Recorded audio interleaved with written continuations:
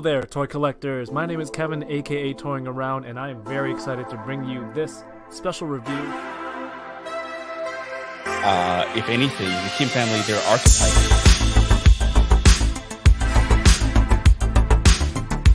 Which is sad, but not always a bad thing. I'm okay. I have one Let's Zusi on the name. Let's try them. Let's still try. We want to...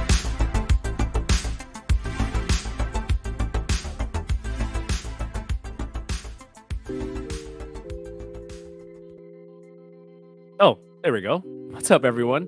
Happy Saturday. My name is Kevin, aka Toying Around, and you are watching the Boba Squadron break down the season finale of the Disney Plus TV show, Star Wars Andor. I don't know why I did that, but what I do on the channel normally, we talk about toys and action figures and unbox them, but a lot of the times we get cool toys from really fantastic movies and TV shows, and I figured, you know what? It's a great opportunity to talk about all of those things together. So, let's get into it. I'm here with the Boba Squadron tonight. So if you like what's going on here on the channel, you want to see more of this type of content and you want to support it, thank you so much. Leave a thumbs up, leave a comment in the chat, or if you're watching on the replay. Thumbs up, sharing, all that stuff helps YouTube know that you like this content, and hey, maybe other Star Wars fans or other collectors out there might like this, and they will try to force feed it down their throats through this algorithm. I think that's how it works, but appreciate you if you do that.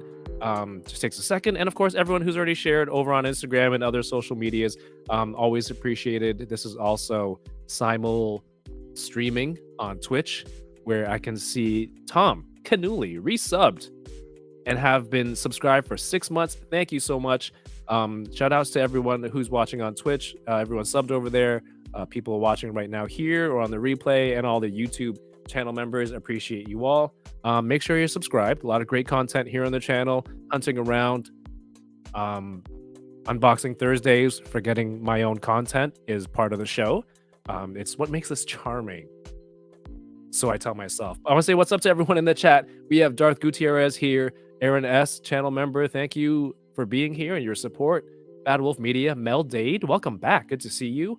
Winger Lose is here. Winger Lose, the ultimate Instagram source for Canadian toy sightings and deals. Make sure you're following over there. The Rabbit's Den is here. Plasti Adicto, who was my guest on unboxing just 2 days ago. If you haven't seen it yet, you have an extra 4 hours in your life. Go check it out or break it up into parts. Plasti, thank you for being here and being a guest. It was great chatting with you again. D Sertle in the chat, Christopher Colvin, John Carmen. Thank you all for being here and always supporting and retweeting and all that stuff. Let me see, a lot of inter-chatting in the chat. That's what I love to see with everybody. Mackerson is here. Toy Rensu, Stream Elements. Always supporting, always here. Darth Gutierrez, RMD Collective is here. We're going to get to some of RMD's favorites tonight. Carl M. What's up, Carl? How's it going? He says, what's up, Boba Squadron? Another channel member. Ryan Dole is here. What's up, Ryan? Thank you for guest hosting on the last episode of Boba Squadron. Yoko is here on Twitch and on YouTube. Double support. I love it. Got to get the views in. I'm watching High School Creations right now on my phone, so you got to support. Gabe Jones is here. Thank you so much. Chamba, the homie. Do I sound better? A little better. I was coughing like crazy earlier. Maddie is here. I missed every Andor recap, so glad to be here for the last one. Oh, perfect. The last one is the most special. That is not a guarantee. Sam Rock, Gross Fidelity, thank you all for being here. And everyone, tune in, grab some boba. Hope you had a chance to get a drink. We are the Boba Squadron. Let me allow me to reintroduce myself. My name is Kevin, and I will be joined in approximately 1 second by the one and only Yoko McCann. I gave you a warning, Yoko. 1 second warning. No, you can hear. I'm nervous since I was late, so I didn't get to test. But you're all good. What's great on your shoulder there? My snowman Mickey and Minnie. Oh, it's hard to see their faces, and there's a cat. Oh, there is a cat. That's Larry. Well, You know welcome Larry. back. Thanks. Good to be back. Was I here last week? I missed last week. You did miss last week. Yeah. Friends, Yoko streams over on Twitch under this name, Livin' La Vida Yoko. Yes. Please go follow for some gaming. You haven't done any bejeweling in a while, bedazzling. No, I haven't. I need to go back to that. But yeah. You should. Yes, a lot of great content. Midnight 30 for some midnight recaps of some new shows. Yeah, I And- failed on that for Andor completely. But No. we'll we get got it you. back up and running. We got you here. Yeah. But it's good to have you back. You were gone last week with along with our other co-host. Let's welcome him on. I'm gonna preempt. What's up, everybody? It's our friend, the Fallen Fett. What's up, Ernie? Hey guys, what's up? Hi, Ernie. There it is. So good to be back. What's up, Yoko? Hi, Kev. Hey, man. What's up, Squadron? Yoko, I have those snowmen too. Do you have these? Yeah. They're awesome. Yeah. I have I them love in the living room up on there. And then you always have the fly gear. I love your shirt, sweater, whatever it is, but I thought that this was one? like, yeah, I thought it was like Cholo This Grogu one? on your shoulder. Do you want a larger window or is that awkward? Here, no. That's cool. We don't need to. Oh, it's a hoodie. It's a hoodie. This That's is from a couple awesome. years ago on Shop Disney. When you But, turn to the side, that looks like Cholo Grogu right there on your left shoulder. That's awesome. Because when he turns, it looks like a straight, big old, thick old stash right there. Yeah. I see Look it. at I guess. Cholo eyes. Larry's like, I want to see. What's up, Larry? My replacement, always trying to hop in as soon as he hears me. Yeah. Well, Larry's he's hanging like- out for a bit because Paul is going to be joining us at some point shortly, Oh. hopefully. He's still setting up. I believe so. This gives us a chance to say hello to Bad Wolf Media, Luis Renato Krigo, and who else? A lot of people joined. Alexander Eagleson, thank you for being here. 796 Studios. Please pay attention to your own stream. If you don't care about Andor or you haven't watched Andor yet and you don't want to be spoiled on the on the season finale, head over to High School Creations. He's doing The Build episode 2 right now with the homie 796, and they're talking about dioramas and things. So make sure you go over there. You guys weren't here last week. Yoko was at DesignerCon. Ernie was, I don't know. You didn't give us a reason for not. I just put a It's sick okay. day in. I had You put a personal sick time. day? Yeah, Okay. it You was had cool. it. Ernie, some Ernie bank and I hours. went to dinner, actually. Yeah, Yeah. What's was that about? awesome. We're live. And Was- like, Ernie's like, are we allowed to tell them? you're not supposed to do social media when you skip work, right? That's a basic Our tip, bad. Ernie.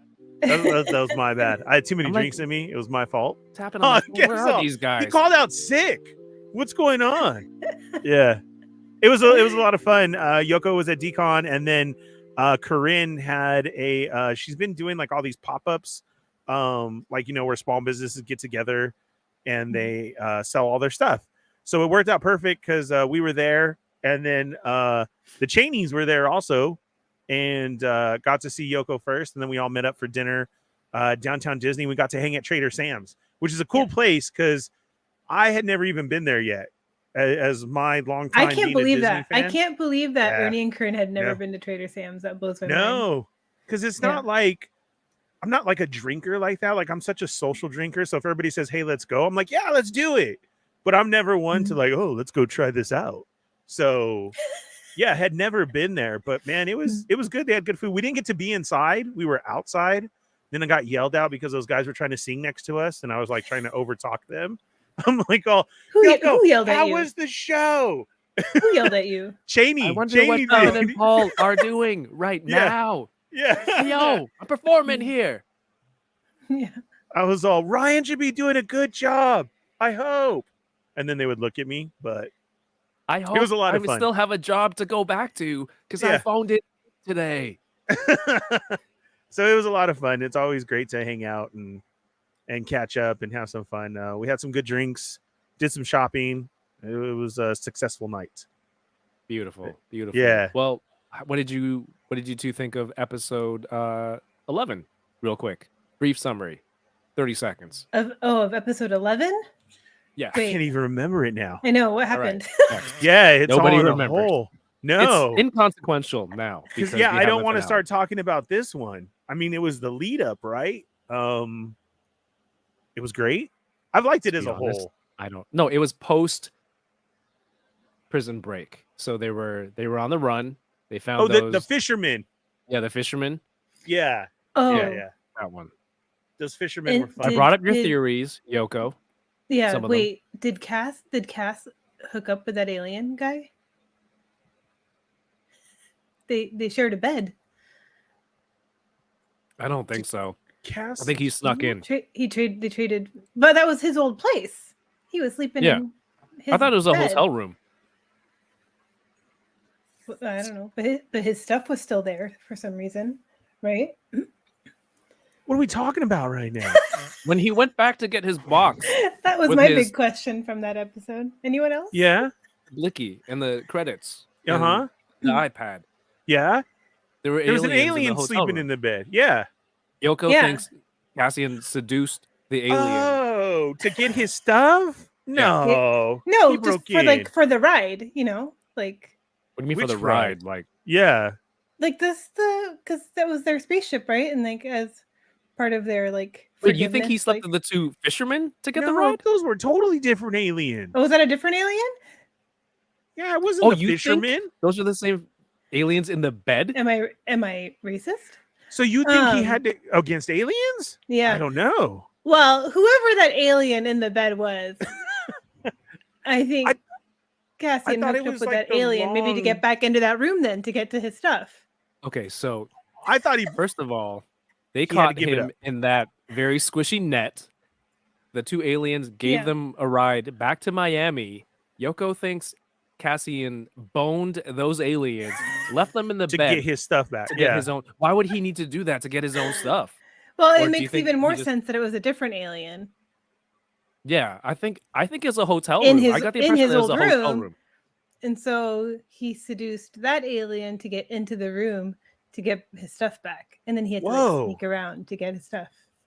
I saw all that in those 3 seconds. Yeah, that's pretty crazy. Yoko was definitely Yeah. reading between the lines. You think so? Immediate.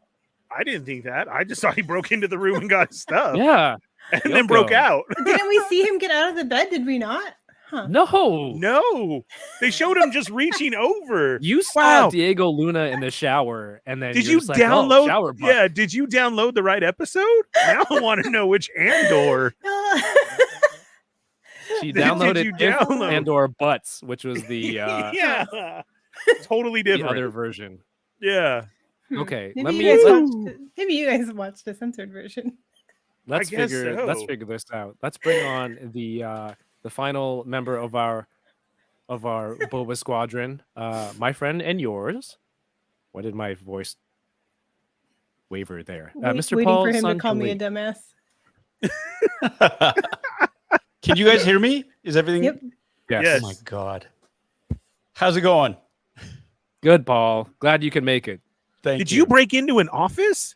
No, we moved on Monday. And Uh-huh. so nothing set up. Like I had to search through all these boxes to get my gear out and to put everything together and scramble it. And it was just like, ugh, I'm so tired. Just so tired. Oh, really appreciate you joining us, man. It does look Yeah. like an office. Thank you. It Well, does now like the he TV is broke in, working. huh? This is one corner of the bedroom now. Our main bedroom. And Is so that a fax machine? I know, like It is. printers in your bedroom. I was ready That's to say popular. the facts right now too. that's the printer because Anna has to do some remote stuff. And so she needs a blank background, right? So this is the Ah. wall that she's going to be working off of. But like, this is like our bedroom's like double the size of what we used to have. So it's been, it's pretty sweet. It's pretty sweet, but it's just so tired. Oh, I We've bet. done so much. It's crazy. I bet. Mhm. I'm like, yeah, a lot of people keep a industrial photocopier in their bedroom. It's a laser printer and a scanner and a facts. tactical nuclear device. It's where he hides more toys inside. All the new stuff. Well, Yeah, you good know, times. glad you're here, Paul. Paul, did you think that Cassian had to sleep with those aliens to get his box in the hotel? It's a You hotel, right? perverts. You No, it was absolute Yoko. It was Yoko. filthy perverts. I swear we saw him like roll out of the bed and then Maybe go you get saw his him. stuff. Apparently. Again, which version did you get the She prison cut? downloaded if Andor butts, Andor, the prison cut. but right? butt has two T's. Yeah. No, I don't think so. It was, I mean, there was an alien sleeping in the bed, but they just cut to him opening the case. And I remember last week complaining about just that narrative. It's like if you're going to go get something from a room and somebody's sleeping in it, you grab it and you run out and you check it outside. But he checked it inside, actually went through, opened Nemec's manifesto, which was dictated, and he had to, quietly close it. Because he was invited to be in that room. See, I don't want to yuck your yum. If that's the way you want to Yeah. see it, awesome. You know, Star You Wars go. is for everyone. However Yeah. they want to. That's No, you know. I did hear that theory though, that it was that Andor had to, you had to pay to play, and get his credits back. He seems open-minded, you know? He was still in his prison clothes, wasn't he? Yes. Yeah, I feel like if they would have given. Maybe him they were some- role playing, Kevin. That's true. Maybe it was That's like, true. "Whoa, human, please don't hurt me." And he's It's like, "What do you great want me alien. to do?" And then one thing leads to another, and there he is, getting his credits back. This is getting unhinged. This is not- For a change. We have a Bitter Troll in the chat, Evil Diva, some channel members. Good to see you all. Everyone's very curious of what is going on this topic. Luis, yes, my voice sounds a little better. Still coughing. So I don't know, in all your years of buying stuff, I don't know if you've ever experienced this. I did some renovations last week. I bought stuff from Home Depot, ordered it to ship. Like I ordered it in the store, they're going to ship it. So I go home, they call me, we charged you the wrong price. Please come back to the store. We have to charge you more. I'm like, this is outrageous. Are you So they're like, serious? the girl goes, okay, we're going to give you 10% off your order. I go, fine.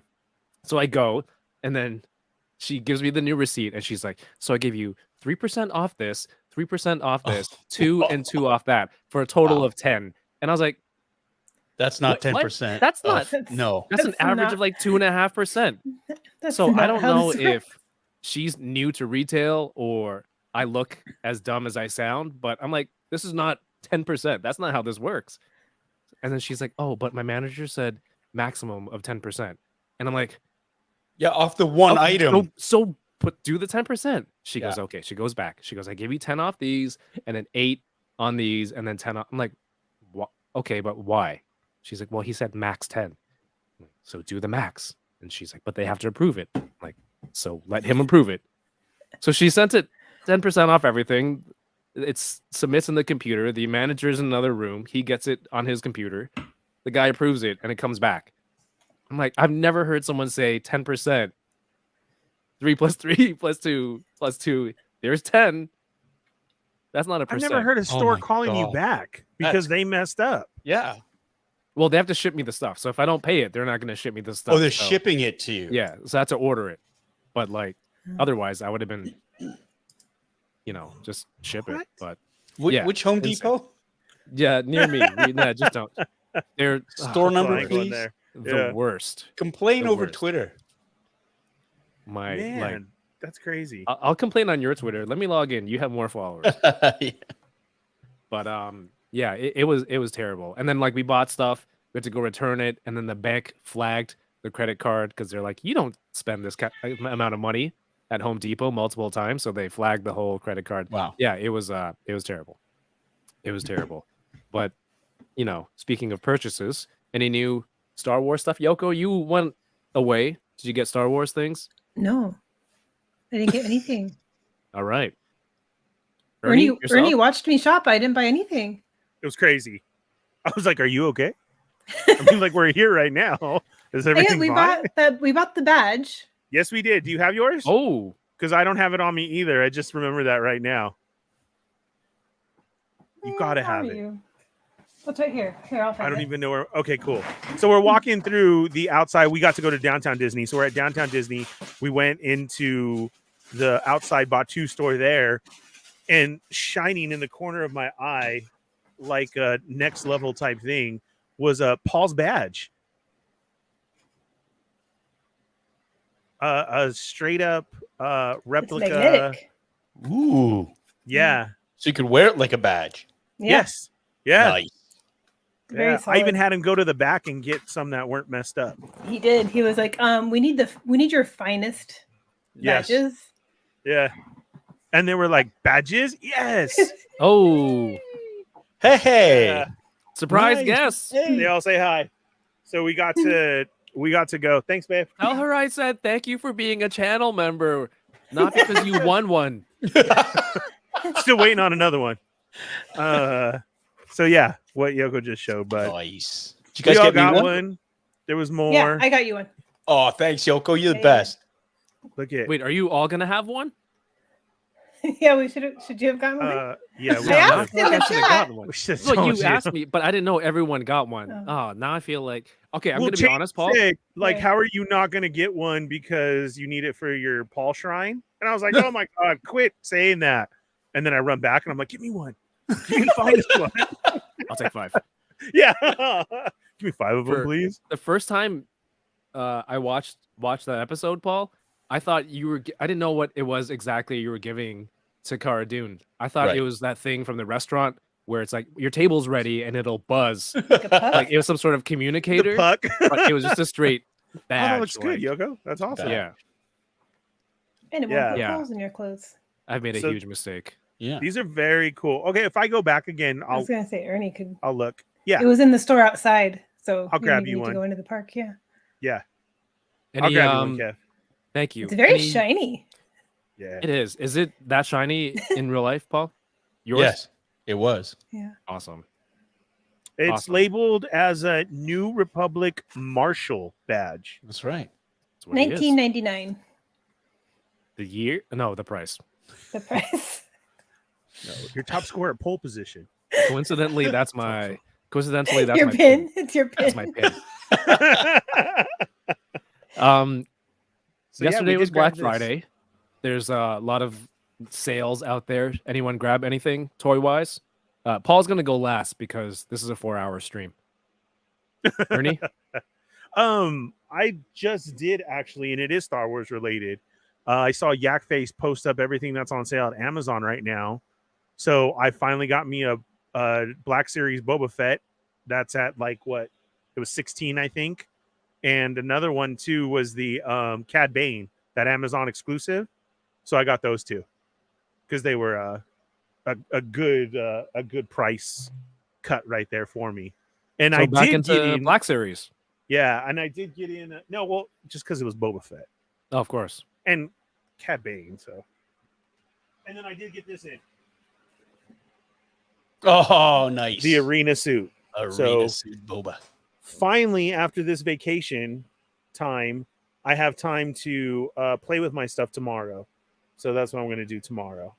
So arena suit, the throne room Boba. I can't wait. And Sweet. Yeah, that's all I picked up. I didn't see anything like crazy on sale. You know, No, Sideshow had like buy one get one half off on a They- lot of stuff. they did, but I don't have that type of flow right now, and you can't do that because I was looking at the Death Watch Trooper. That's part of the sale. Mhm. The one in blue and like Yep. that. I really wanted that one, and then they had the Mythos Boba, so that would have been half off. But I don't have the funds for that, so I had to skip that. I was like, "There's no payment plan for sales." Where Did you Where did you is have the it? same sale running on your Only Feats this weekend? Oh yeah, Buy I one was- get one half off for the shoes. I On was your feet? free Thursday night for those who needed to get away from their families. I was like, just come on OnlyFeeds and check it out. And then I had gravy on the toes. And then Aw. I was Cranberry sauce. no, no cranberry sauce. And That's right extra. now, That's you know, extra.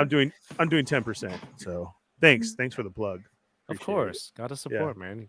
Gotta make your money. You're just a man making his way through the galaxy. I'm Yoko, did you trying. pre-order anything?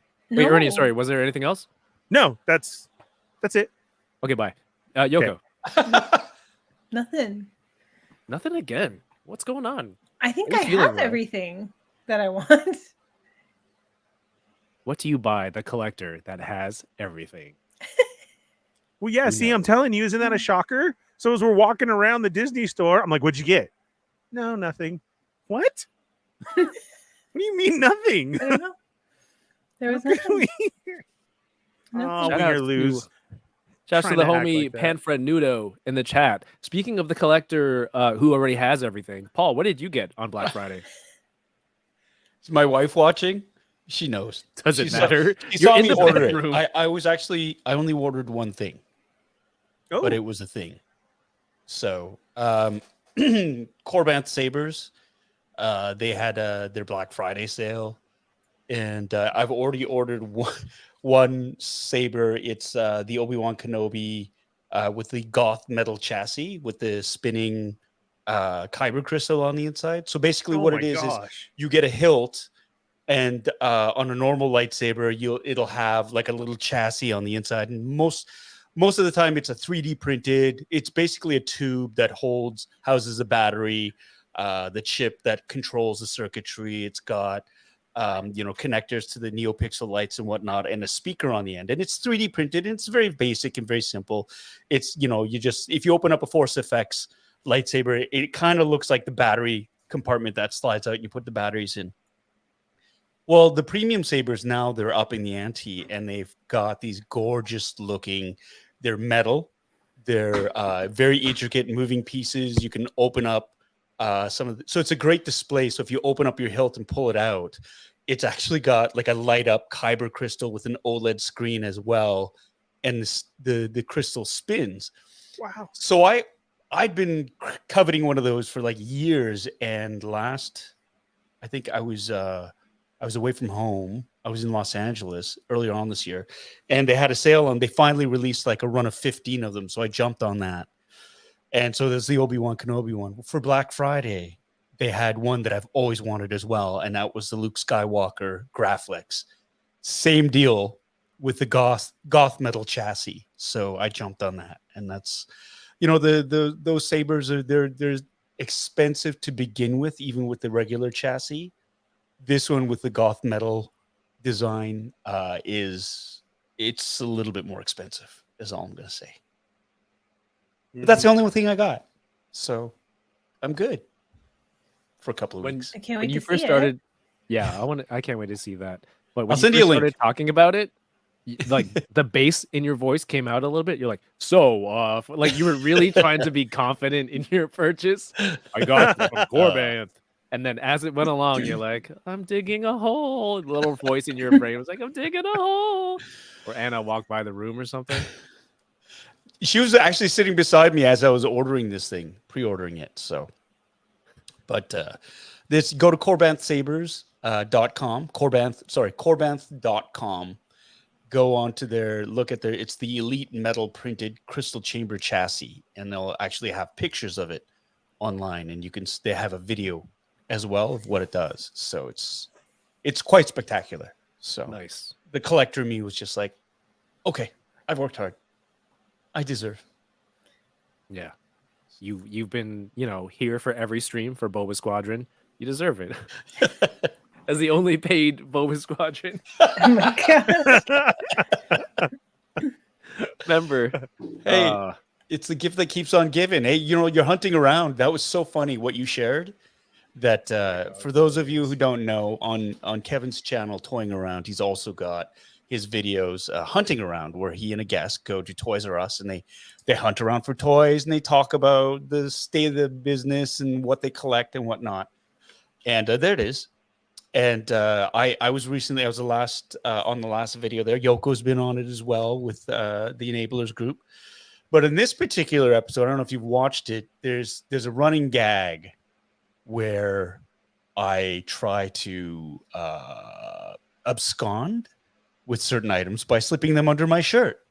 And it just became this running joke. Anyways, I guess it went over really well because Kevin, you sent this post on the people who shared it, and it was mostly people from Toys R Us who were in the loss prevention hilarious. department. Yeah. Which I thought was great. Yeah, I This is shared it on hilarious. LinkedIn, and then the Toys R Us people started sharing it amongst themselves, and I guess I can see who likes the post, and one of them was head of loss prevention, and that guy was probably watching this video and be like, "Am I gonna lose my job over this? Like this guy stealing stuff." But we put everything back and sterilized everything. Well, watch the episode, you'll see why we needed to do that. But Everybody has to it watch was that crazy. video. It was so hilarious. I had to text you guys because I was losing it when Kev is in a cart trying to do serious questions and Paul's loading up toys in there, and Kevin is still so serious. Paul's even loading up toys with 2 toys in hand and walks away to answer the question. Well, yeah, I just Kev's in a cart. All just, what made you want to go into acting at such? I'm like, what's the most serious question I can ask while sitting in a shopping cart? You did not break it at all, Kevin. I have to give it to you. That was great. No, I think with Paul there, we get to just goof around to the max as much as we can. But thank you, Paul, and thank you everyone who's showing love on the video, sharing it, leaving a thumbs up there. We're at 100 thumbs up over there, so that's awesome. Yoko, you said you remembered you bought something. What did you get? Oh, not a toy, but I bought these Fennec Shand sunglasses. Like there's an Ahsoka pair that I've worn on enablers before for sure, and at the park they're these big sunglasses. But I learned my lesson after I bought those. The company's called Diff Eyewear, DIFF, and everything goes on sale eventually. So I felt like a punk for having spent full. I spent full price monies on my Ahsoka pair the day they dropped, and a couple months later they're 50% off. So I waited this time for the Fennec Shand ones. Nice. So I bought. I have those coming. I'm excited. Yeah, I think they're too cool for me, but I'll try to wear them. yeah. I want to see how you can make Fennec Shand Less sunglasses. cool. Oh. But did you see the Columbia stuff? I sent it to you, Paul. Did you get any of the new Clone Wars that collection? drops next week. Yeah, they're not. Oh, out okay, for it's not out pre-order yet. till December. They're like what, $500 for a jacket? Yeah, The Ahsoka jacket was $400. It is think they're- cool. it's 800 for the parkas. Oh my god! But if you're in a climate like Toronto, where for the last how many years, companies like Canada Goose and Nobis and things like that, getting a warm jacket is an investment that, unless you're switching it every year, like you spend that money, I guess you could just amortize it every year, every season, every winter that you wear it. But yeah, those are actual investments. I don't know. Paul, you have some Boba Fett stuff? I got sent. I didn't order it, but I got sent by Columbia Wear the Boba Fett stuff from last year. Great. I got the hat. I got the jacket. Really, really good quality. Really cool looking swag. And then a couple of years before, I got the Han Solo version. The Hoth ones? Yeah, the Hoth one, which was great. Those look really so cool. good. That was the first one I got.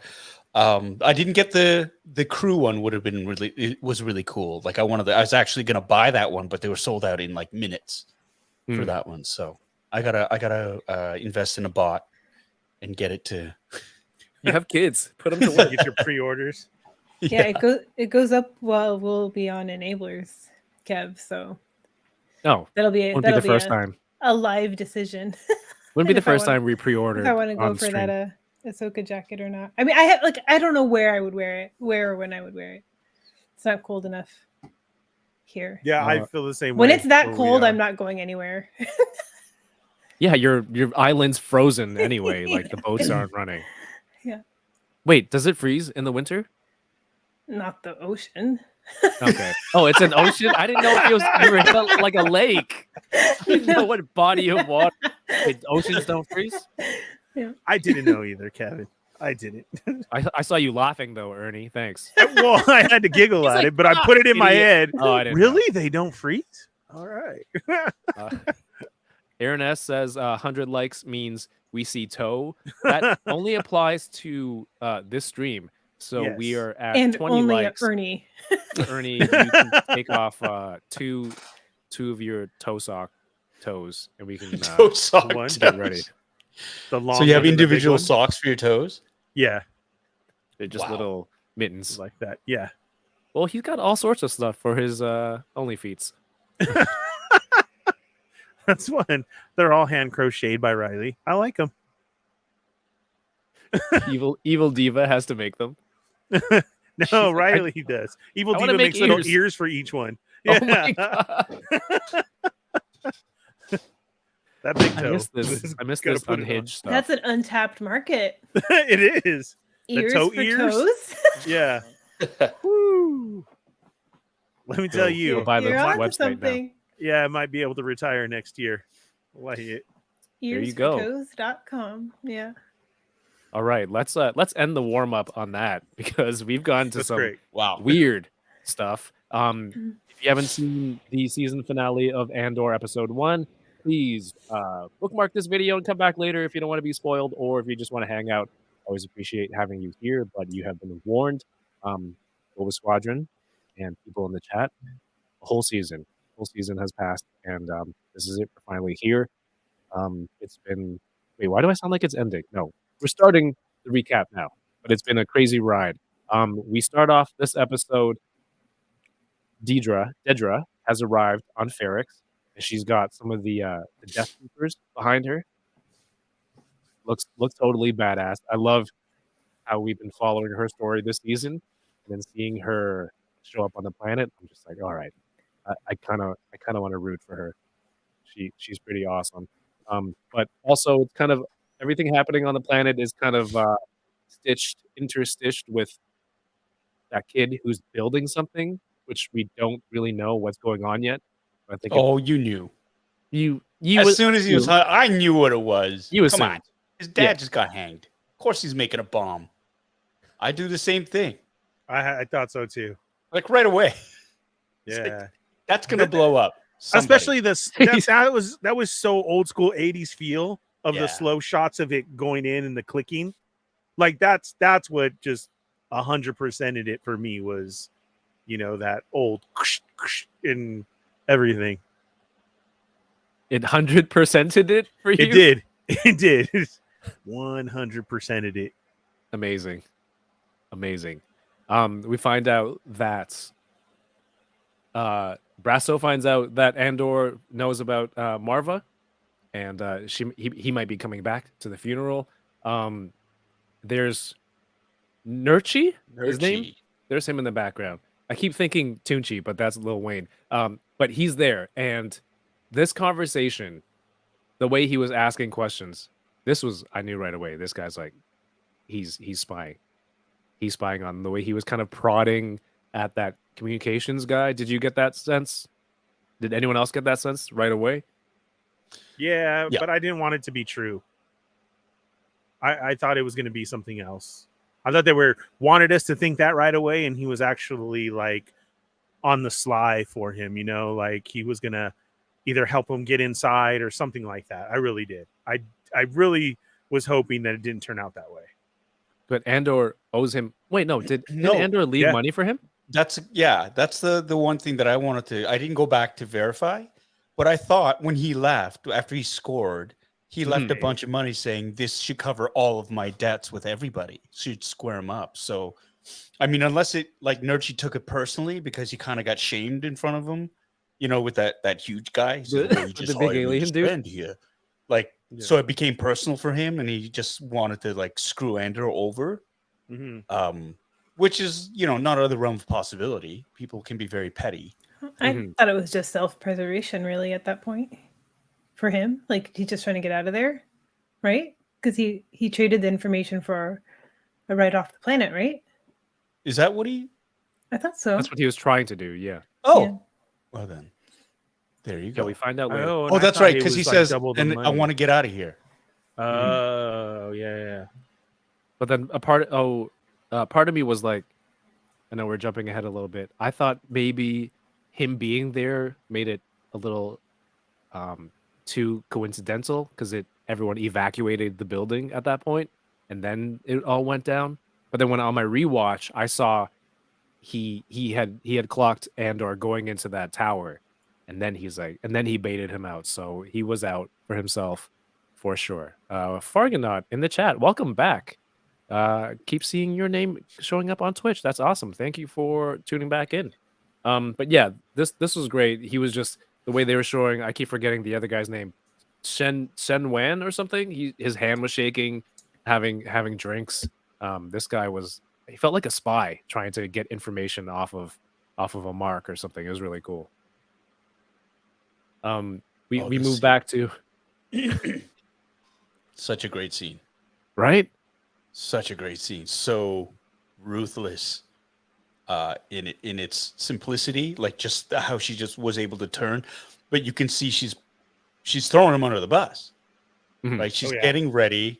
I mean, as much of a jerk as Perrin has become, this is somebody she's known since childhood.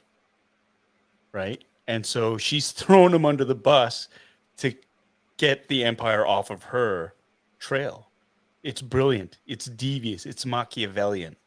And it has a cost for her. And you see that. So I straight up thought that he was gambling.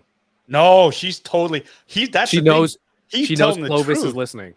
He is telling the truth, and she knows that Damn. he is, and that's why she's prepping herself. Literally, that whole she's throwing him under the bus to throw to clear herself. Throw them off And- the scent. Yeah, and it's like, and everybody buys it, like you see later on, and it's like it's the perfect thing because, of course, what is the one thing he's going to say that makes him look guilty? I didn't do it. Right? Yeah. I'm telling you the truth. I didn't do it. Of course not. People, that's the thing, and that's one of the problems with if you have an addiction, a lot of addicts, they say people don't believe them anymore. In that sense, it's like, no, I didn't do it. It's like, oh yeah, you lose that sense of trust, and so it's just so it's cold what she does, but it's brilliant at the same time. I Yeah, guess 'cause I it just was- hated him it so was much. I perfect. just assumed he was guilty. Sorry, Ernie, go ahead. Oh, no. It was perfect. I was saying to Paul because I had this conversation with somebody else this week too, who thought the same as you, Kev, of that. Oh, well, no, he did do it. And I was like, no, that was a perfect setup. Yeah. The money gone, the everything, even down to the gangster, because we know that he's dealed with him before.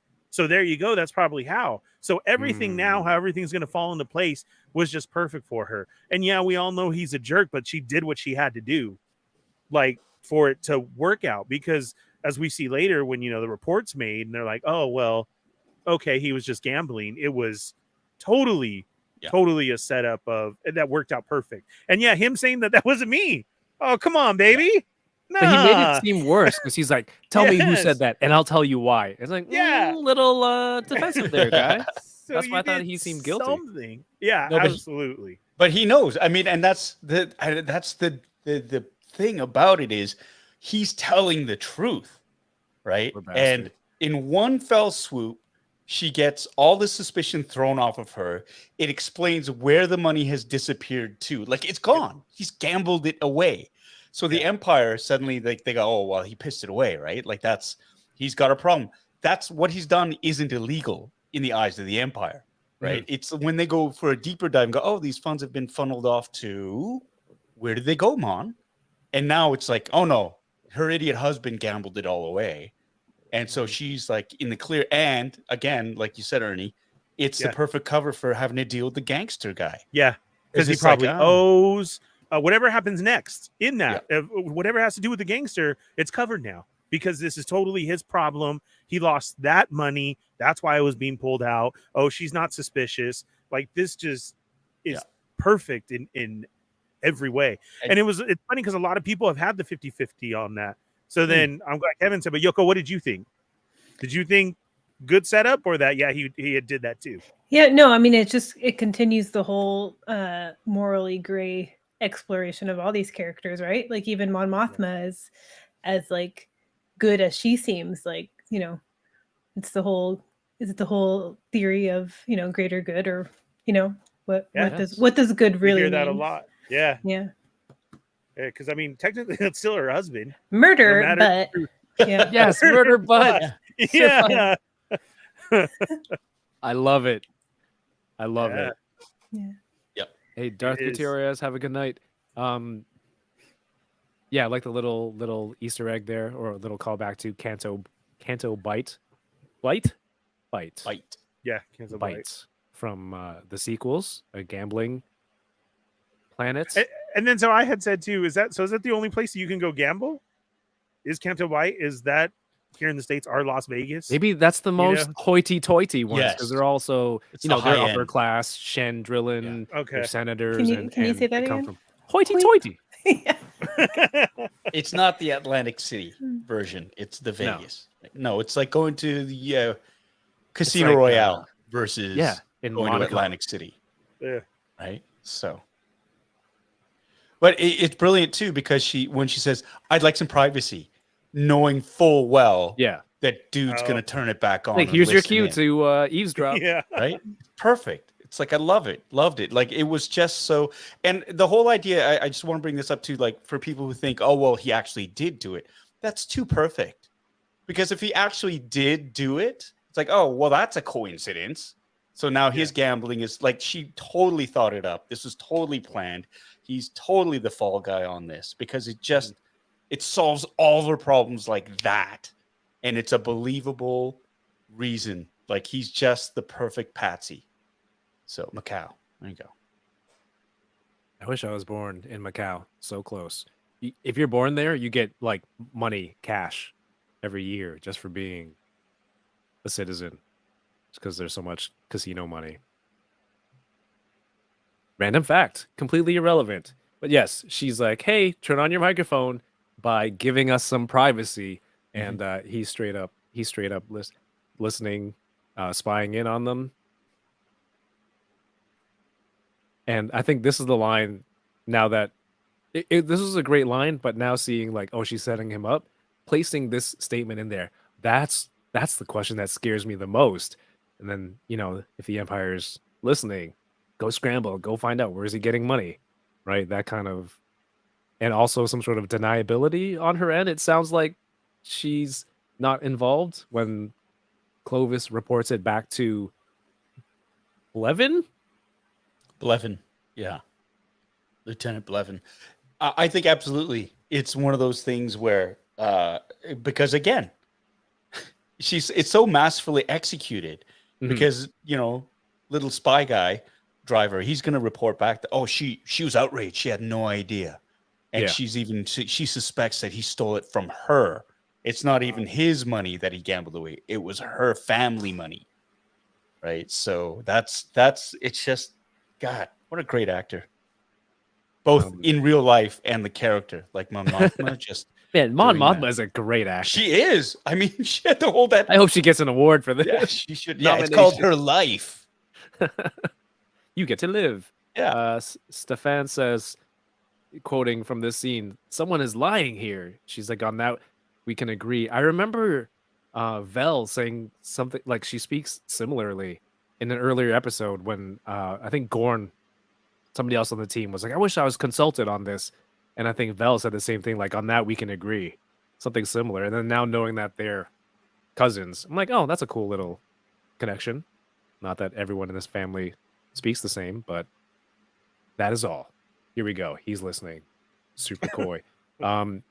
Cassian makes it back to Ferrix. He finds, I'm assuming it's Clem's Ferrix brick on one of the walls. He touches it, has a flashback. Is he force sensitive? Is there some Jedi Fallen Order thing going on there? Or am I just throwing theories out there to mess with everyone? Boba Squadron reports Cassian Andor is a Jedi by having force memories touching the wall. No, but he does flashback to a scene with Clem, and I think this is just like a symbol of everything that Andor has been saying. Some themes throughout this season where it's like sorry, who's the guy that died? The guy that we all knew, Manifesto. Nemec, saying like, oh, they would rather sell you something new and charge you more for it instead of learning how to use the old ways. Kind of like this whole system trying to keep you down. And I think Clem's kind of showing him like you can buy these devices brand new and they can charge you more, or you can just clean them yourself. And he said 2 minutes. That's all it takes. No more, no less. And you can be making hundreds of credits per unit. They don't look down. They don't look past the rust. Kind of like the Empire doesn't take a second look at any of these other people. They're just so comfortable in their positions.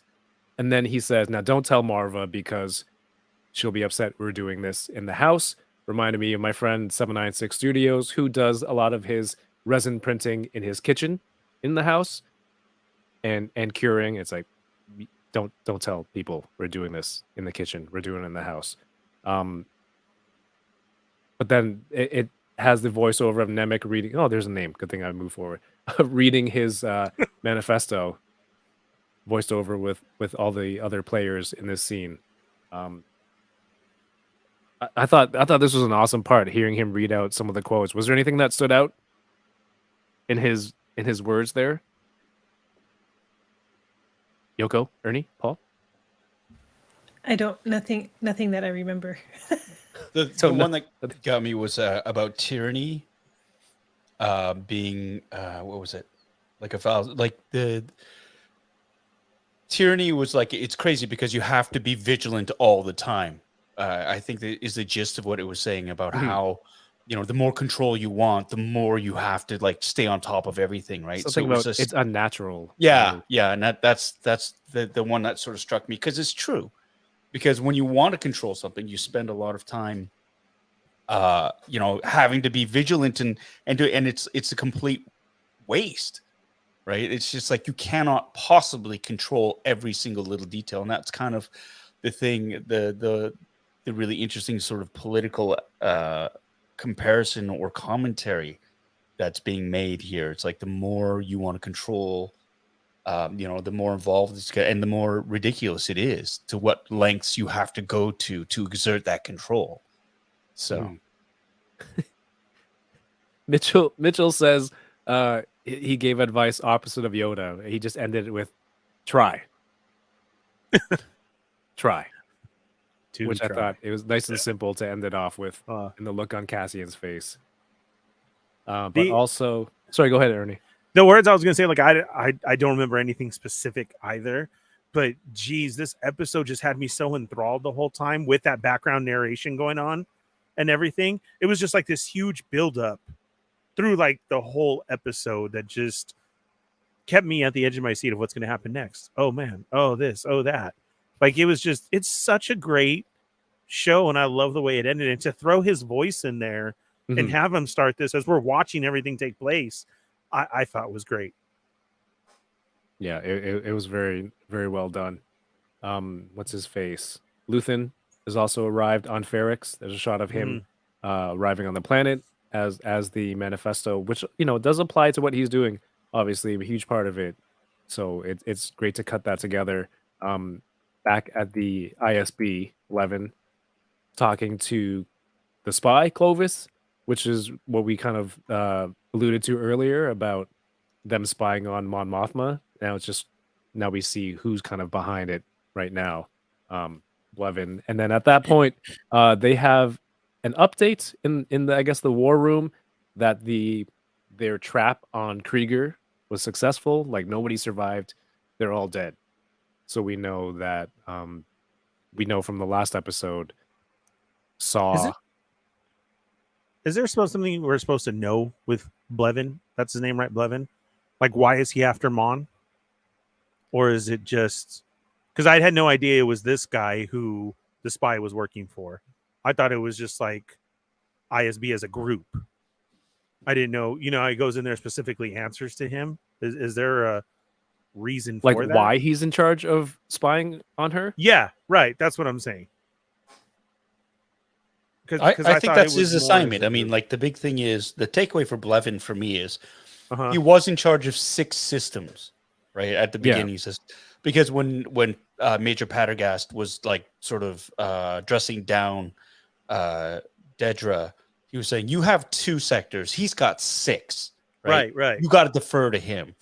But then he lost because of his inability to really sort of follow through. He lost Ferrix, he lost the other systems, right? So that's kind of a black eye for him. So he's pissed. I would assume that he is like he was assigned that. Yeah. Like it's just like that's part of his daily Okay. operations. But he's got some juicy tidbits because you can tell they've already been checking out her books because they go, there's been some suspicious activity with her accounts. Mhm. This Right. should explain it. This would explain it. So, you know, it's like that whole idea of they are really, really looking at everybody very closely, and Mon Mothma seems to be the one that seems to be acting a little bit strange. And so he's going to have a little bit more of a they've been talking about this since the beginning, first episode, where Mon Mothma was saying everybody at the bank has been replaced. There are new people everywhere. So, you know, they've been turning up the heat on her for quite a bit. So I don't remember all the planets under his jurisdiction, but maybe Chandrilla is one of the planets, and that's why it goes to him, right? Not necessarily Mm. Mon Mothma specifically, because remember Dedra was like, the rebels don't care that you've divided up different planets and different sections under each person's jurisdiction. They don't care, and that's where they're able to slip through these activities because of the compartmentalization. So it's possible like that planet, her home planet, Chandrilla, is one of his planets. I know they listed it before early in the season, but I didn't write down the list of planets. I don't know if anyone in the chat knows or wants to quickly Google. Yeah, I was just wondering if there was something like we should know or I had missed or something as far as why him specifically, but I get that. Yeah, I don't think they say. Or Mel says maybe that's a season 2 thing. Maybe. Yeah, that's all that. Brasso reconnects with Cassian, and they go in for a really nice long hug. Brasso's a good dude. And the moment Cassian starts going down this path of like, I should have been there for her. We fought the last time we saw each other.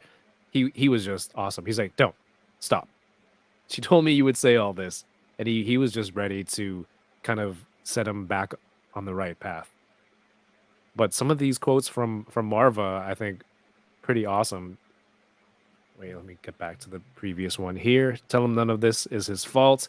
It was already burning. He's just the first spark of the fire. Like he's whatever it was in her. She's talking about, you know, I have this rebellion building inside of me. She sees it in him too. Yoko, I believe your theory of Marva being alive, I think that was debunked this episode. Yeah, no, it definitely was debunked. It just seemed weird how she just kind of disappeared from the story, and then, you know, to have an off-screen death. But what they did with her in this episode, I think made up for that. That was really powerful. We'll get there. We'll get there. Thank you for respecting the timeline. Unlike me. Did anyone? What's the significance of these two I got changing it. Trading hats? hats? I don't know. I Or got Yoko, did you get it? No, I thought it was weird. I got it. Is it? So they're going into a crowded situation. So they trade hats because you can recognize your own hat more than you can recognize somebody else's. So that's the thing. They switch hats.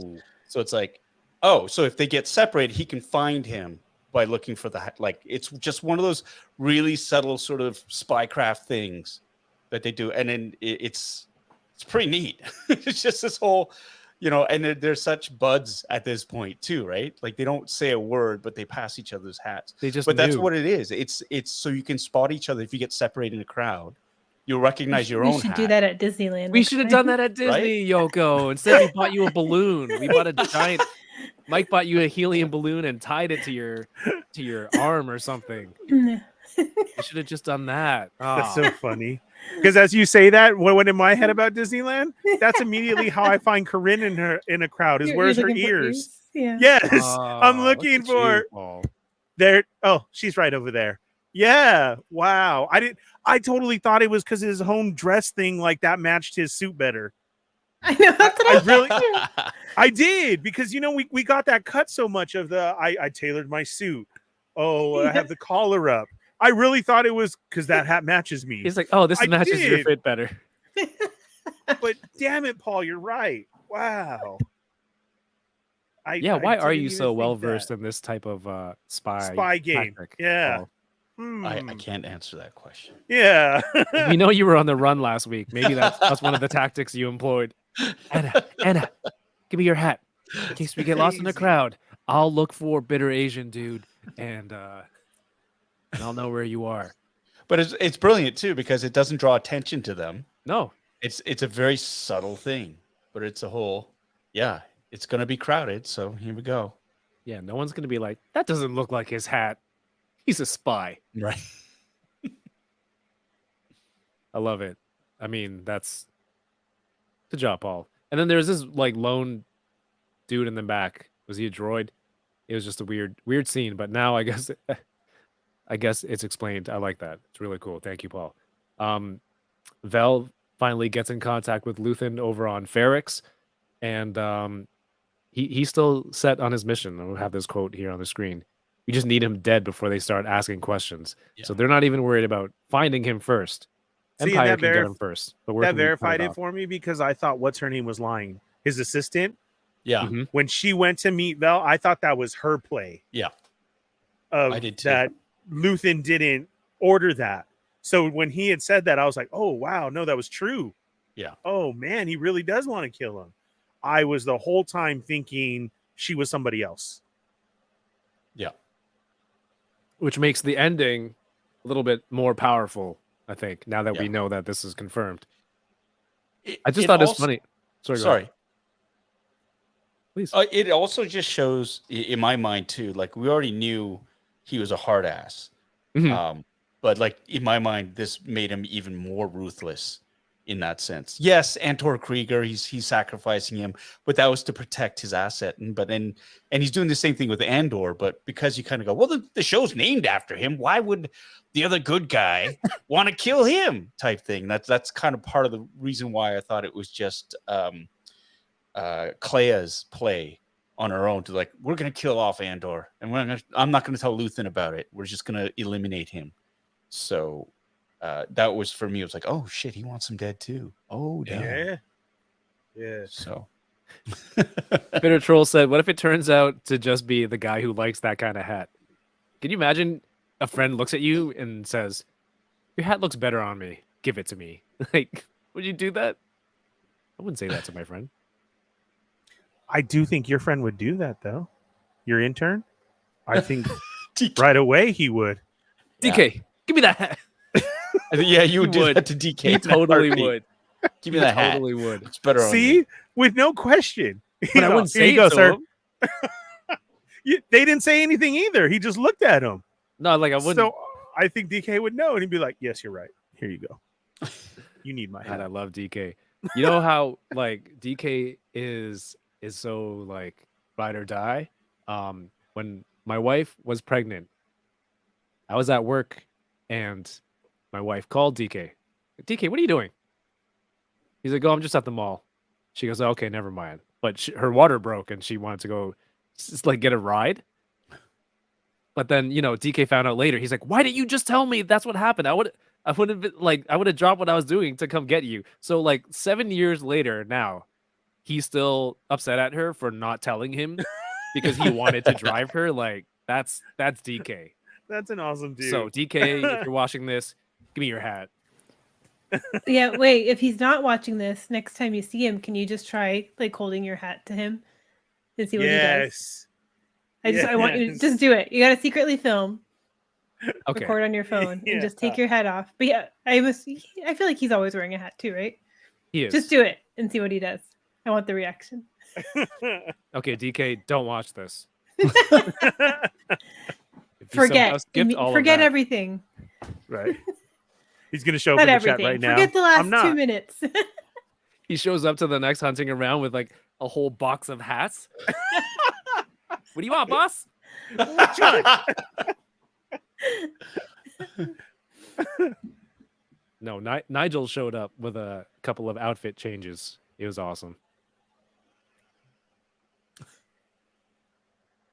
Oh, here we go.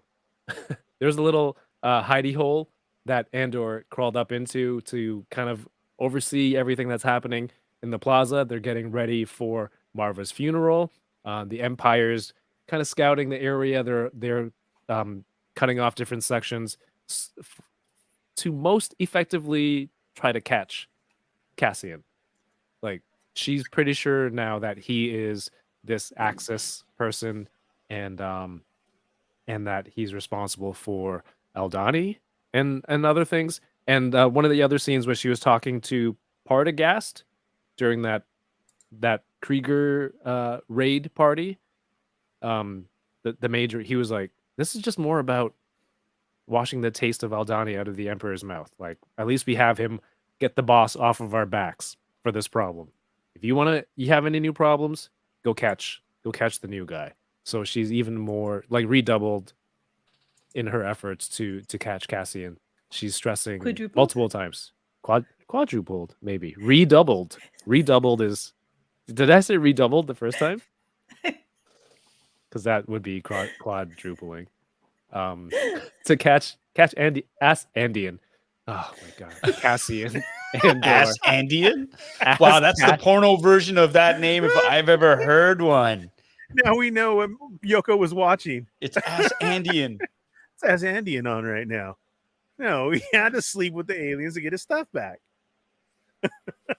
Ooh, how will you pay to get into the room, human? I don't have any money. I'm glad you brought a guys are buying pizza. into my theory.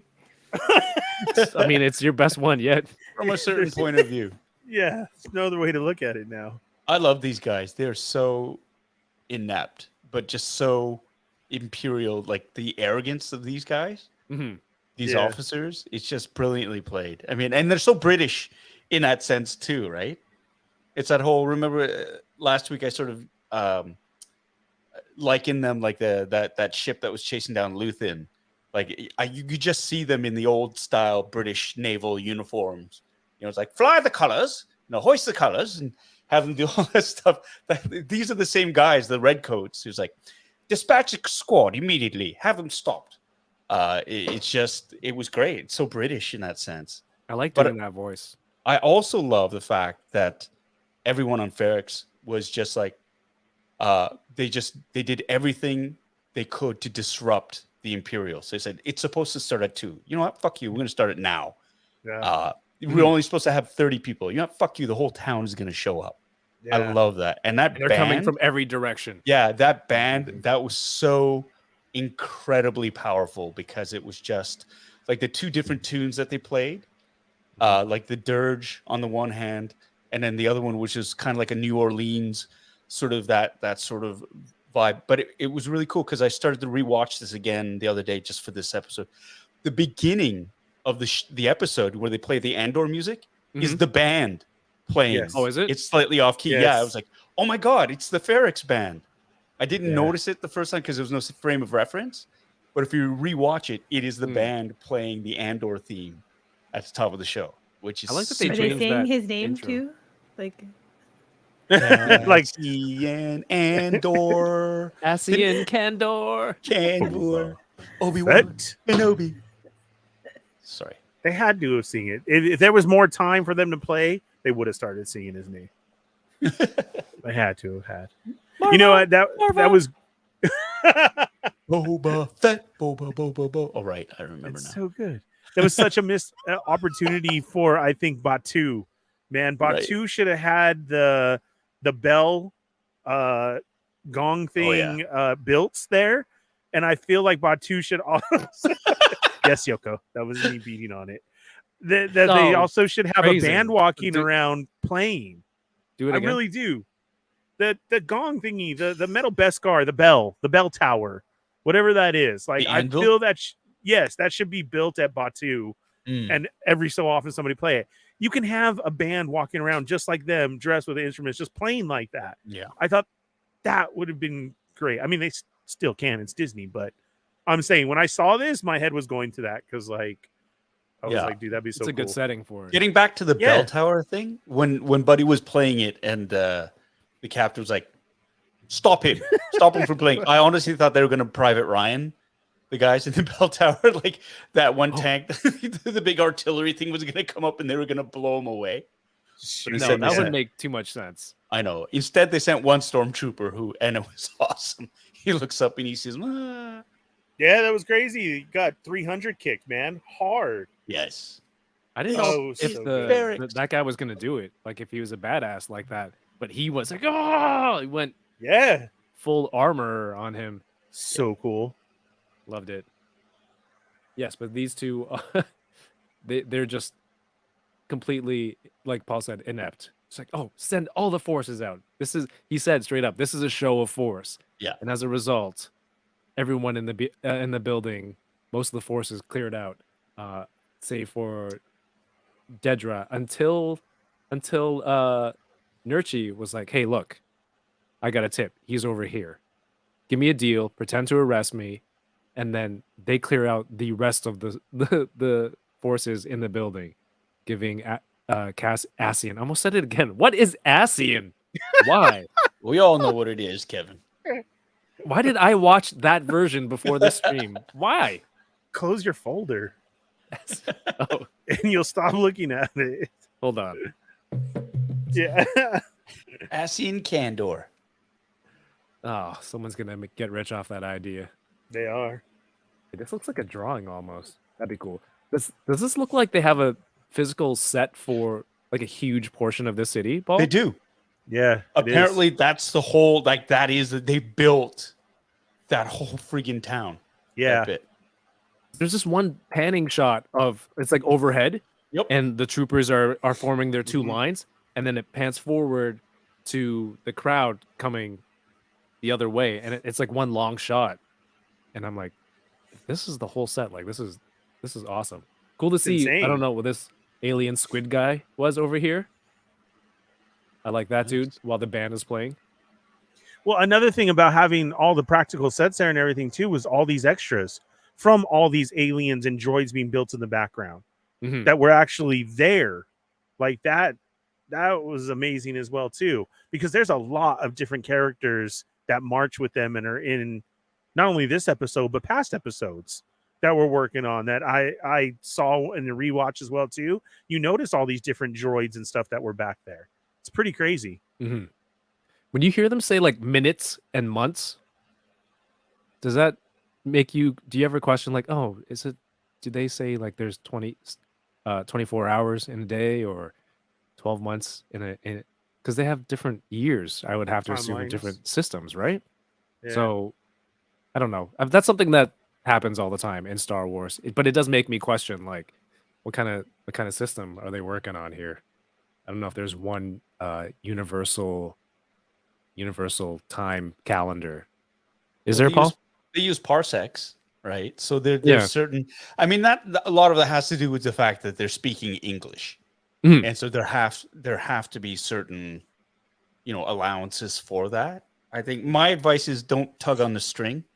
Yeah. Right. Don't pull on the thread, because once you start pulling, it all comes sort of unravels and stuff, right? So you just assume it is a unit of time. It is something that we can relate to, Mhm. right?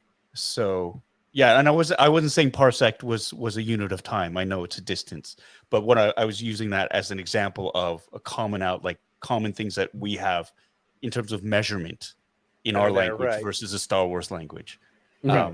And so like it's just the usage of language in that sense. Like they can make up their own, in Star Trek they have kilograms instead of kilometers or whatever. The Klingons use that, and you can do that, but it's I don't think it's as important as just sort of like conveying this is it's a measurement of some sort, something that is relatable. We don't have to talk about solar seconds, solar minutes, solar days, or this or that. It's just you say a day, you go, okay, it's longer than a few hours type thing, Yeah. right? So Like I'm not trying to pick it apart. I think for the viewer, it makes sense. It's like, oh, Cassian was in jail for 6 months. It means something more for the person watching as opposed to like he was in for 6 blip lorps. Like, okay. Right. But I'm just Blip curious, like, oh, lorps? do they have how many months in a year? They have minutes, they Yeah. have hours, they have light years, things like that. That's all. And it's different too. I mean, because this was the first Star Wars series that had a swear word. He says shit in it. Mhm. And so instead of saying dank ferric or whatever, he says shit. But a lot of people just for a lot of people, it's like, oh, I swear. But other people, in the moment, it just went over their heads because it's just so fitting and so authentic in that moment. You're drawn into the story instead of being pulled out by stuff like that, right? So, I mean, one of the things about Andor is it's different from other Star Wars stories. It's set in the Star Wars universe, but it's not necessarily shot in a Star Warsian style, right? That kind of narrative that it has. It's a little bit more sophisticated. It's got, these more elevated themes and whatnot. So, and like Yoko is saying too, it's not black or white. There's a lot of gray areas that it explores. And generally speaking, Star Wars, it's always been good versus evil. And there's no in-betweens, right? And it just makes it easier to root for whatever side you want, right? In that sense. But here, we're really playing in those gray areas. And that's what I think draws a lot of, at least me, older Star Wars fans into new territory. It's more grounded in reality that way, I think, right? Because, reality is most people do live in the gray area. Mm-hmm. So yeah, instead of Star Wars was supposed to be like a fantasy, right? A long time ago in a galaxy Is that far, why far some away. people don't like this show though? Because it's too. I think so. Yeah. I think so. Absolutely. When you hear people say this isn't Star Wars, you kind of go, I get it. It's not the Star Wars that you're used to. Yeah. But I would argue that it's Star Wars. It's still Star Wars. It's like Battlestar Galactica, the 2004 reboot. That was still Battlestar Galactica. It was just rooted in a different sense, right? It was just a bit more. It wasn't the campy 1978 Battlestar, right? It was the 2004 reboot, which was a lot of social commentary, played in the gray areas, right? The heroes weren't as clean cut. The villains weren't as nasty or as one dimensional, right? And so I think, and like we keep saying too, there's room in this universe for all kinds of narratives, of all kinds of storytelling, right? So, and not everything has to be for everybody. Honestly, I know people who they refuse to watch any of the animated stuff because they think it's for kids. Yes, that still trips me out. Right? So it's like, okay, I'm that's always your like, you don't choice. know what you're missing. Yeah, but that's a choice. It's like, okay, that's your It's a loss. bad choice. On that note, go watch Rebels. Exactly. Yoko will always plug Rebels, and as you should, as you should. Watch Rebels. I went down this terrible Twitter rabbit hole today because some Star Wars YouTubers said seeing screws and bricks in the show took him out of the universe because there are no screws or bricks in Star Wars. I'm like, why let that ruin it for you? The answers to all of that though have been great. Of the pictures that are being shown, did you get the chance to see that part of it? That was really good. It's for clicks, or maybe it's for clicks, or people just let them, or looking for a reason to hate the show. Anyway, there's bricks everywhere. Let's see. All right, so we get a look at the upcoming HasLab Marva brick. To get your own, hey, if I have a Disney Stone, I'm going to order one of these. Hasbro Nerf. If you make a Hasbro Nerf of this, and I can beat the shit out of people with this, I'll buy 2. Oh, that's even How better. hard is it to just get some foam? I'll get and 6. What are you engrave kidding? it? That's amazing. Yeah, you'll get 6 unwillingly, unwittingly, but you'll get 6. No, I'll actually order 6 of them so I can beat you over the head with them. Yeah, that'd be great. You can cosplay as Brasso, right? go. And carry one of these around, smash a Smash stormtrooper people in the head. face, Yeah. HasLab. Let's do it. Let's get it done. Yeah. Let's get it done. It's about time. You guys need a W. You need a dub. This is it right here. It is. I love that idea. When we finally get our own live panel at Comic-Con and somebody asks a stupid question when they walk up, we can just throw these at them. Bing, stupid question. Next. Like that. We'll autograph it so it seems like we're yeah. giving away prizes. When you throw it to them. Speaking of which, panels and getting media accreditation and whatnot. Paul and I had a discussion last week. Paul, you mentioned some people last week got advanced screen copies of the season finale. Yeah. And you asked the important question. Yeah, why how come we didn't get one? Aren't we Why? an accredited? Like we do recaps. Kevin, what's going on, man? Because we keep putting out these clickbaity titles of you confirming things that aren't true. That's not on me. You're the one that makes the headlines. I'm trying to get some clicks. What's Yoko? You have any recommendations? What we should do? I was just What we trying to gotta think. do? How do we get their attention? Maybe we just ask. Maybe we get to 100 likes, and that's how We we should get. just go. No, some no, just attention. there are YouTube channels. That guy on your shirt. Yeah. Oh. Right. Different show. Just text him. There are different there are different YouTube channels with less followers and subscribers who still get screeners, and I think all they do is they write in and say, "Hey, I've got I do this thing, blah blah blah. Send me a screener." Really? I think so. All right, let me message DK. Get on top of it. He's like, "Oh yeah, no, I've got them in the basement. They keep sending them to me. I don't know what to do with them." He's like, "What's up, Kev? I'm out hat shopping. What do you need?" Yeah, you got to get on the list for what's Mando for sure, right? Oh my gosh, Oh, yeah. God, that'd be awesome. you gotta have some pull for that. Paul. No, man, I'm just a hired gun. They just bring me in. We're unhired guns, so Can we at least get a Nerf brick? Come on. We Nerf should make bricks our gotta own Nerf happen. bricks. All right, How hard could it be to make one of those? you can 3D print this. I'm sure there's a STL of this right No. now. Not 3D Hey. print it. I mean, like, get a Nerf. The one that you can whip at somebody and have it bounce off and it doesn't hurt. I know two guys who could go There check we out the go. build, and I bet you they're Start They our can own. get it Oh, done Mike for can us. laser this. yes, Go check him out after this stream. yes, and then let's ask hop them. over. Yeah, All right, Mike's probably listening right now. Yeah, this thing is. I thought it was cool the way they carried her out, and B2 was part of the Oh. ceremony, just running alongside next to him. Can you turn people into Nerf? What do you think Nerf is? Come on, Oh my God, Ernie! I love that. The darts and everything. That's what I want to be. Yeah. After I'm dead, turn me into Nerf. And, like, Plasty, what the hell? My block should read dumbass. You were just a guest on my show. What the fuck? You're Brock, not Block. You're Brock. And then you called me Dunbass. Fine, I'll take Dunbass. Sounds cool. All right, Marva's brick. As traditional on Ferrix, once you pass, your ashes are mixed into a brick, and you become part of the planet. I guess the buildings. Make out some Nerf and then herd them. All right, we're gonna send some emails first to Hasbro and then to Lucasfilm or Disney Canada to figure out what's going on. We need to get some screeners here. Cyril with his new hat, fancy new hats, spots Dedra from the crowd, a little creepy. He's like, she's here. Stalker. Excellent. he smelled her. Yeah, Aw. exactly. Dude, it Oh my was so. He did because that was like that creepy turn, like immediately, dude. He stopped right in his tracks. Yeah, Should have done a I'm saying Lando. one of my theories is definitely tracking here. Yeah.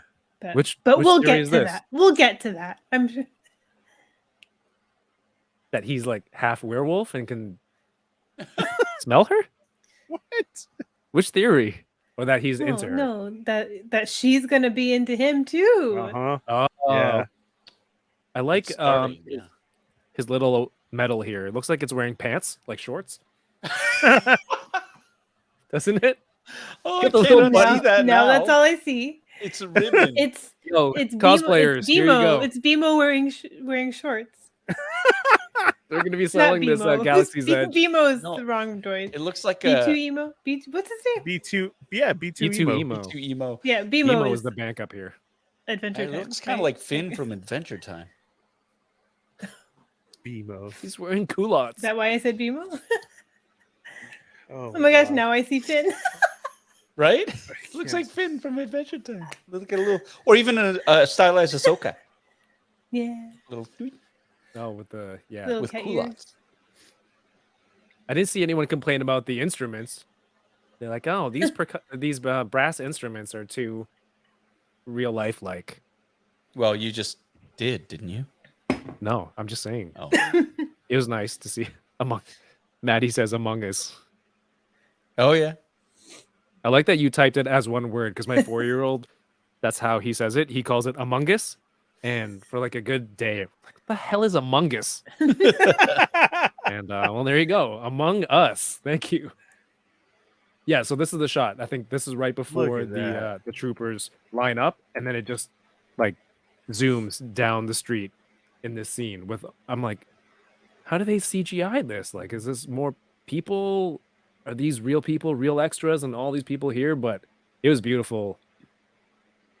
It was beautifully set up, and they're marching down the street, and then Yoko's theory, which I think Yoko was happy to be proven wrong, that if Marva died on screen and then reappeared as hologram Tupac would be less meaningful than she died, but then this is how she's seen as her final form, giving a speech to Ferrix, inspiring them to stand up to the Empire and fight. Yoko, I'll go to you first. What did you think when you saw her come up in the hologram? I was like, now it makes sense to me, which is why you shouldn't judge things before they're over. Wait, what? You should reserve judgment until every episode's out? Right. But no, it made up for that because I thought it was really weak, going into this episode, like how she was such a strong character and such a presence in the first half of the show, and then she just kind of disappeared, and then to have her die off screen felt kind of like an insult to her character, I thought, so then for them to bring her back and go out strong like this, like she's the one that sparked this revolution here, was really cool, I think. I love the quote, like, it's easy for the dead to say go fight. Yeah. Ernie, what about you? What happened? What did you think with the scene when that happened? Full circle for everything. The speech, the way that she showed up there to address all the people, was amazing. And I saw somebody mention it earlier, and I said this on my other show. As I was watching this episode, I realized how much Marva has done, because in the earlier episodes, when he was like, "What are you doing?" and everything, she said, "I was clearing out the rebel pathways under the hotel. So if they needed a chance to sneak in, it would be ready for them." And that is exactly how Andor got around all of the city, was everything that she was talking about, the underground tunnels and everything that she had cleared out for the rebels. So that to me was like amazing. Like when it hit me finally, it was like, dude, that's how he got all around, and her speech is going on, and it was just it was great. Her pivotal point of getting all these people riled up of, to fight back and make a stand. And with Luthen there watching was just like, again, this show is just beautifully written and done for all the meanings behind it. It was very, very cool. I mean, to the point of, I'm so into this and watching it that when they flipped him, I was so mad. I was like, you're an ass. Yeah, like I literally was like cussing at my TV, like, that dude needs to die. Like, you don't do that to him. I have never felt this much feeling for a droid in this. Like, we've laughed at everybody, right? R2 and 3PO have just like been there for us. They're regular characters. They're the shtick between each other, but they're so important. And then we did get somebody like K2SO who was snarky and different. But again, the way that he acted, B2 was just like a whole nother real character. The way that he mourned for Marva, won't you stay with me at night? Even the way that he talked and his eye lift and everything, to be able to be proud to like present her to everybody, and then they flipped her, just made me feel a whole certain way. So I'm like, this is exactly where the show works, because if I'm sitting here yelling at my TV over her speech and they just flipped them, and to know of what she did to get Cassian there and everything, I was just like, oh, this is Cassian's mom, or like we said, the lady who abducted him. But it was much more than that. Like, this was her role. This was such an important role. It was amazing. Yeah, they flip B2 and Ernie jumped up from the seat. He was like, "Oh hell no!" For reals, that was so horrible, He's man. like, "Where's my Nerf brick?"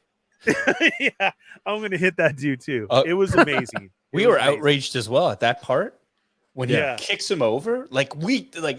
Anna was like, she gasped out loud. It's like, it's Yeah. like kicking a kid in the face. It Right? is. You're just like, It what are really you is. doing? And They definitely Ernie, play you're him like a 100% kid. spot on with B2. It's because they endowed him with he's kind of, I've heard somebody describe him like a golden retriever, or that can talk like Doug from Up. Okay. Right? It's like, Uh-huh. you're my friend. Oh my And god, I'm that's here, right. and I love Yeah. you. And That's that's what great. BMO struck me as. And that's why it's sort of like, I don't want to be alone. And they humanize him in such a way that you can't, Yes. like, that is such a different portrayal of a droid. And you're right. We've seen droids get kicked by each other and you kind of laugh into the comic relief. But this part, he was just such a conduit for emotion. You know, the way he mourned for Marva's death, like, just gave it so much more weight as well.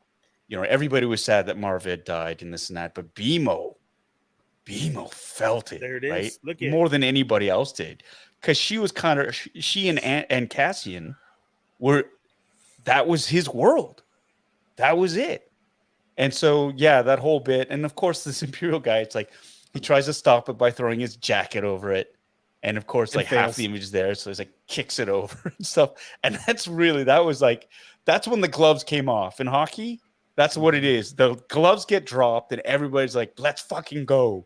Yeah. And it was like, what a brilliant, like, focal point, like that spark that just started everything right at that moment. Because she got them worked up, but that was the thing. That was the straw that broke the camel's back. And then that's when shit got real and everybody got involved, right? I'd say more Basset Hound than Golden Retriever. Okay. You know, it's kind of sad. Yes. And when he gets kicked, like a Golden Retriever would be able to get right back up. Basset Hound, little legs, kind of struggle to get back up. That's my I can analysis. see it. Classy makes a good point, so I put it as a poll here in the YouTube chat. Which one do you find more offensive? Which one was worse? Grogu getting punched in the messenger bag, or B2 getting flipped? Oh, B2 getting flipped for B2. sure. Yeah. Grogu bit that guy. He can fight Oh, back. He's got the yeah. force. B2 is just so he's totally defenseless in that sense, right? Yeah, B2 for sure. It's like a B2, turtle. You I kick don't him know. over, he I can't don't get think- back up. Is it a B2 doesn't have that same effect on me that he seems to have on the rest of you guys? And I love droids, but B2, I'm kind of like, he's such an Eeyore, you know? Like, come on. And that's why I love him. Why is that a terrible poll, Ryan? I love that. It's fun. He is Eeyore. Thanks for staying with me.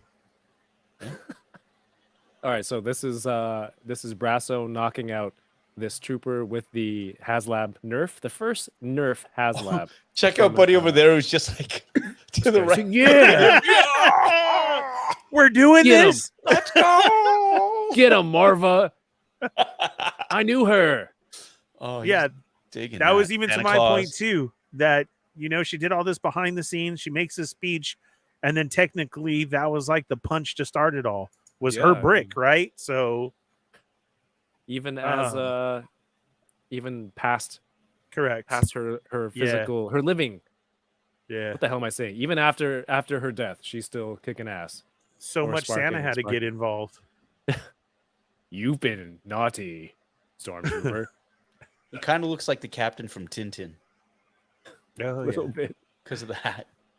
All right, so this. I mean, put this on the packaging for the Let's tear this brick. place apart. yeah. Toys R Us, let's go. Let's tear this place apart.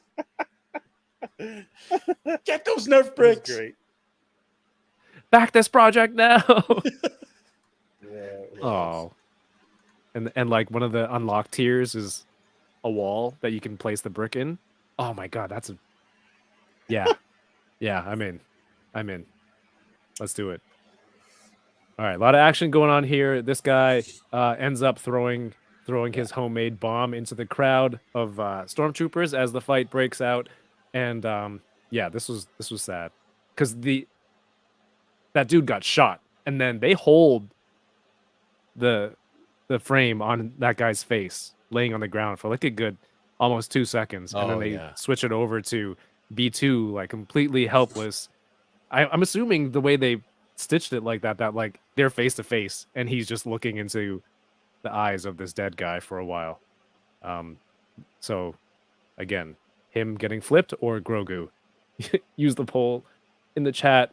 The grenade part. Oh, they throw the grenade and Cyril actually ran out. And I thought he was gonna Bruno Mars that thing and catch the grenade because it was gonna hit Nedra, But he still ran for it. Pretty heroic. And I loved it. Nurchi got wiped out standing next to Nurchi got and that's the thing. He was in the building, and that's why I thought he was kind of in on it at first, that him saying, "Oh, Cassian's over there. You should all go get him." And that cleared out the building, gave Cassian a chance to go rescue Bix. And it seemed like a good, I thought it was part of the plan. But on the second watch, maybe not as much. You know what Brasso feels like? If Cassian was Robin Hood, this guy's Little John. Little John. Oh, right? Yeah. Yeah, for sure. Yeah.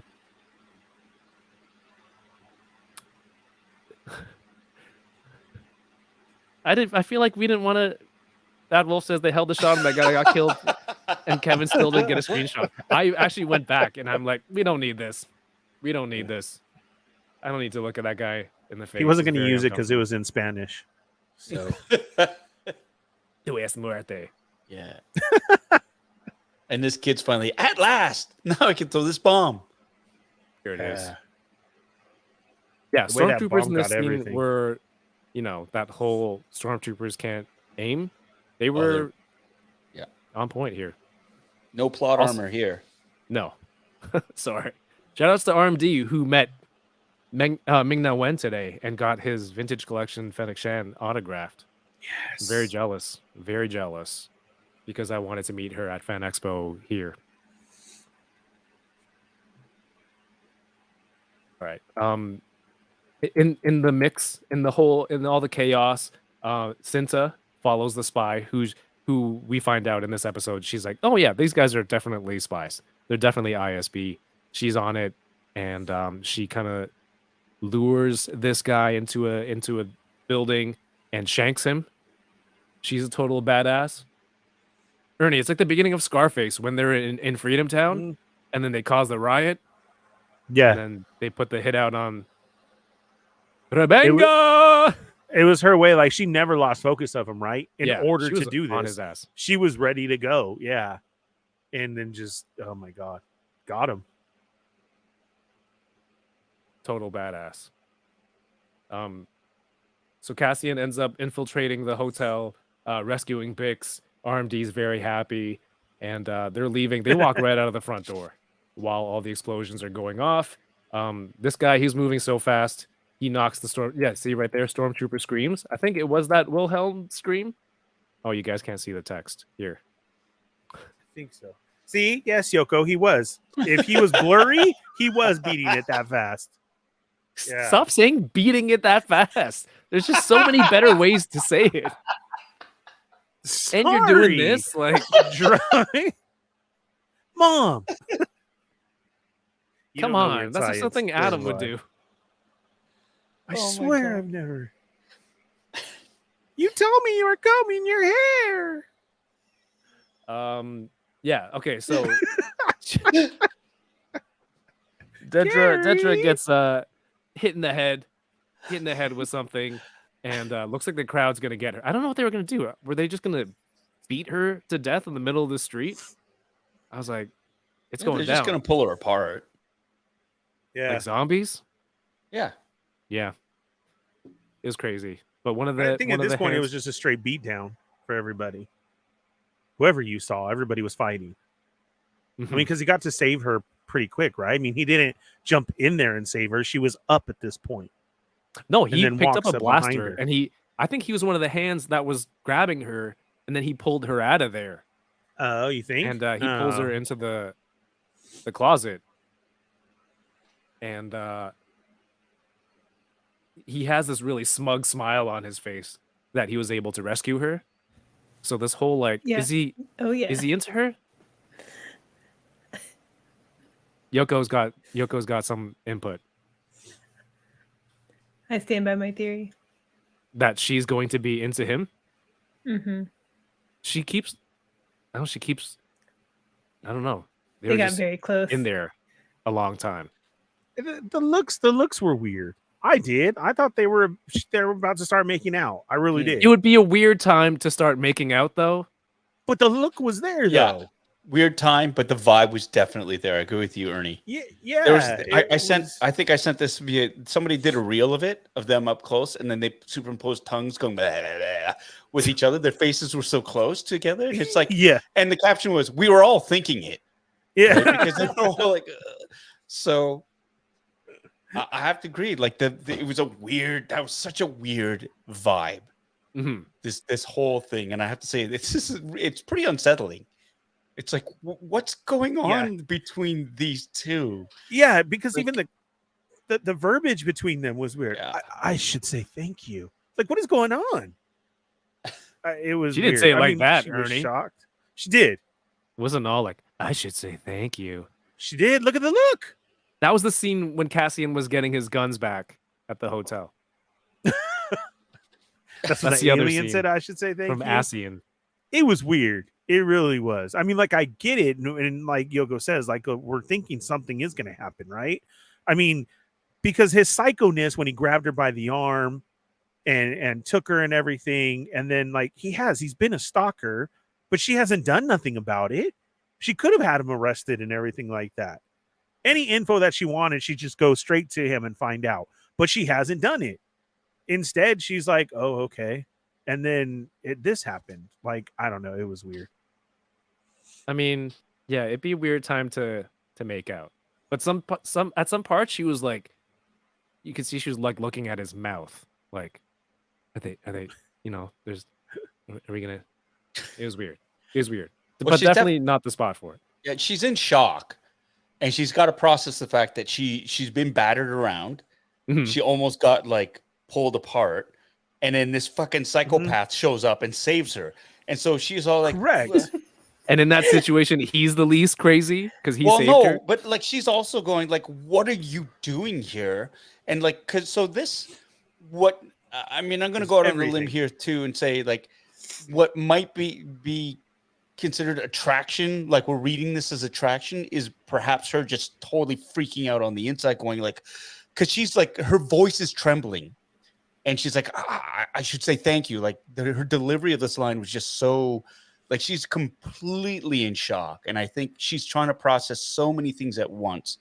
But I don't think attraction is there. Maybe gratitude a little bit, but it's still like, what are you doing here? What is going on? Like it's just it's so much to process right now that it's just like he's the last person she expected to see at that particular time. And then he's just he's so like, well, you were in trouble.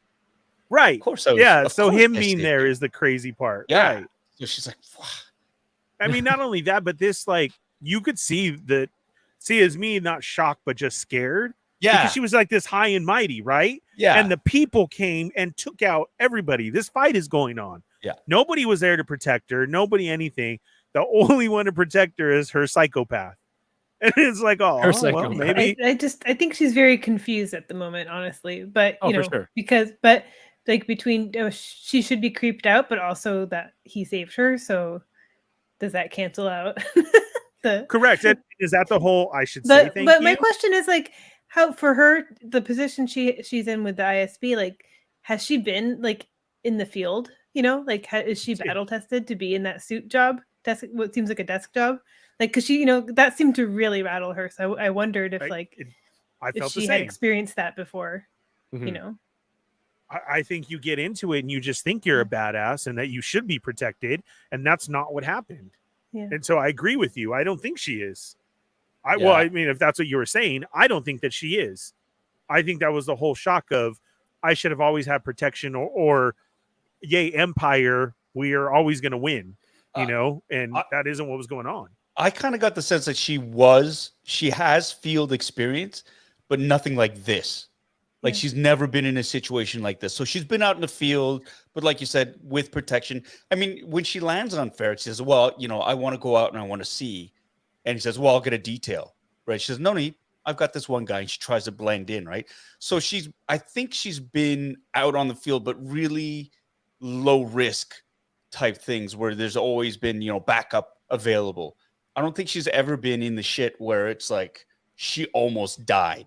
Like she almost got pulled apart by this group. And I think even if you were in the middle, like that's got to be unsettling. Even if you're a trained soldier, Right. once you get surrounded by a bunch of dudes who are just trying to kill you all at once, you're going to be in shock, right? And so Patergast said it earlier on. It's like, we pulled you from somewhere else. So she's not a desk jockey usually, right? They pulled her in because she had a different way of thinking, a different perspective, and that's what they wanted at the ISB. So I think she has some experience in the field, but very limited, but enough where she feels very overly confident where that she can handle it, right? But when it really comes down to brass tacks, she's never experienced something like this before, and that's why she's just sort of really, really out of sorts. Mm-hmm. I wonder if it does anything to make her question, you know, their role, or does she double down or quadruple down, Kev, and you know, on her side, on the Empire side, you know? Yeah. That's a great look at it too. Shout outs to Papa Schmitty. Good to What see up, you Papa? again. Francesco in the chat. That's a new name. Welcome. Winger Lou says, where'd her 2 death troopers go? They got met by the new HasLab, my friend. Francesco. Yeah, I think also my wife, when we were watching Rogue One at the end of it, and the planet was where the blast was coming down and they're about to blow up, she thought like she was really upset that Cassian and Jin didn't kiss at the end of it. And I'm like, they don't always have to kiss. They're about to blow up. Because Cassian's into aliens. So no kiss. They're like about to die, and Jin leads in, and he's like, "You're not my type." Yeah, you read that wrong. Sorry. You're not. All right, so this is just a beautiful shot of the city as Luthen's overlooking it during the riots, and he's getting ready to leave. Still no Jedi business at this point. I know everyone's waiting for that. But then Cassian, he's rescued Bix. He gets her on the ship. Everyone's on the ship, and he's like, "You guys go to this meeting point. I'll meet up with you." And that whole like B2 is a kid kind of deal. When he says like, "Oh, it's right here." With the stutter, I guess. I never got to see like, oh my god, that one hurts. That definitely makes it feel like he's a small child. Next. So this is everyone on the ship getting ready to go. I don't know if this guy has never been on a ship or he just likes to get really relaxed. Like maybe he's never flown before. He's And exhausted. I was just going to That say He that just too. beat to death how many stormtroopers with Marva? He headbutted a stormtrooper. I got the feeling this was a new thing for him, and he didn't know how to act on a ship. That's Where what do I I put got. my hands? Like he's bracing Who sits like himself. that? He's sitting on a metal inclined deck plate. Yeah. I mean, This guy, he's relaxed. He's chill. Bix is whatever anyway. Her brain's oozing out of her ears. She's been so like tortured. And this guy's like, This maybe he's seems taking like my a good hands. spot. Do my hands look awkward? I don't know what to do with my hands. Where did the brick end up, by the way? Oh no. Did they leave it on the street? Do we see what happens to the brick? No, we don't. That would suck. I hope in season 2 they show that it's next to like Clem's brick. Someone recovered it and put it on that building. That'd be cool. More of the story wraps up. We have we see Mon Mothma and her daughter meeting with the loan shark guy with more, I don't know, this kind of vampire looking lady and his son. And That's I like the think this, bride. I was gonna say the bride. yeah, exactly. Yeah. Yes, I it almost said is. Morticia, but it's not. It's Because Oh her my earrings God. almost look like the lightning bolts. Yes. Yeah. She does. She looks like the bride with no white face. And you said Morticia, and oh my God, is Wednesday such a good show? I just want to say that. Is it? It's so good. All right, I'll go It check was it out. so good. You have to. It was great. But I really like this because the three of them standing there, they all have like so much going on in the background, and you can see the expressions that like they're all just dealing with three very different things. So this guy's like, "What the hell? I'm not gambling," and I don't know. She's like, "Here we go. I'm rebelling. I'm gonna go with this kid," and she's like, I don't know, the constant worry on her face. Yeah. Not just, oh, my daughter's being practically sold off, but everything Yeah, else but- that she's planning with the rebellion. Just She, three she of said them it in all that at once. episode, though. So this plays so well for Mothma, everything from the setting up to the husband to this. When Val tripped out and was like, "What are you doing of their old ways?" She's like, No.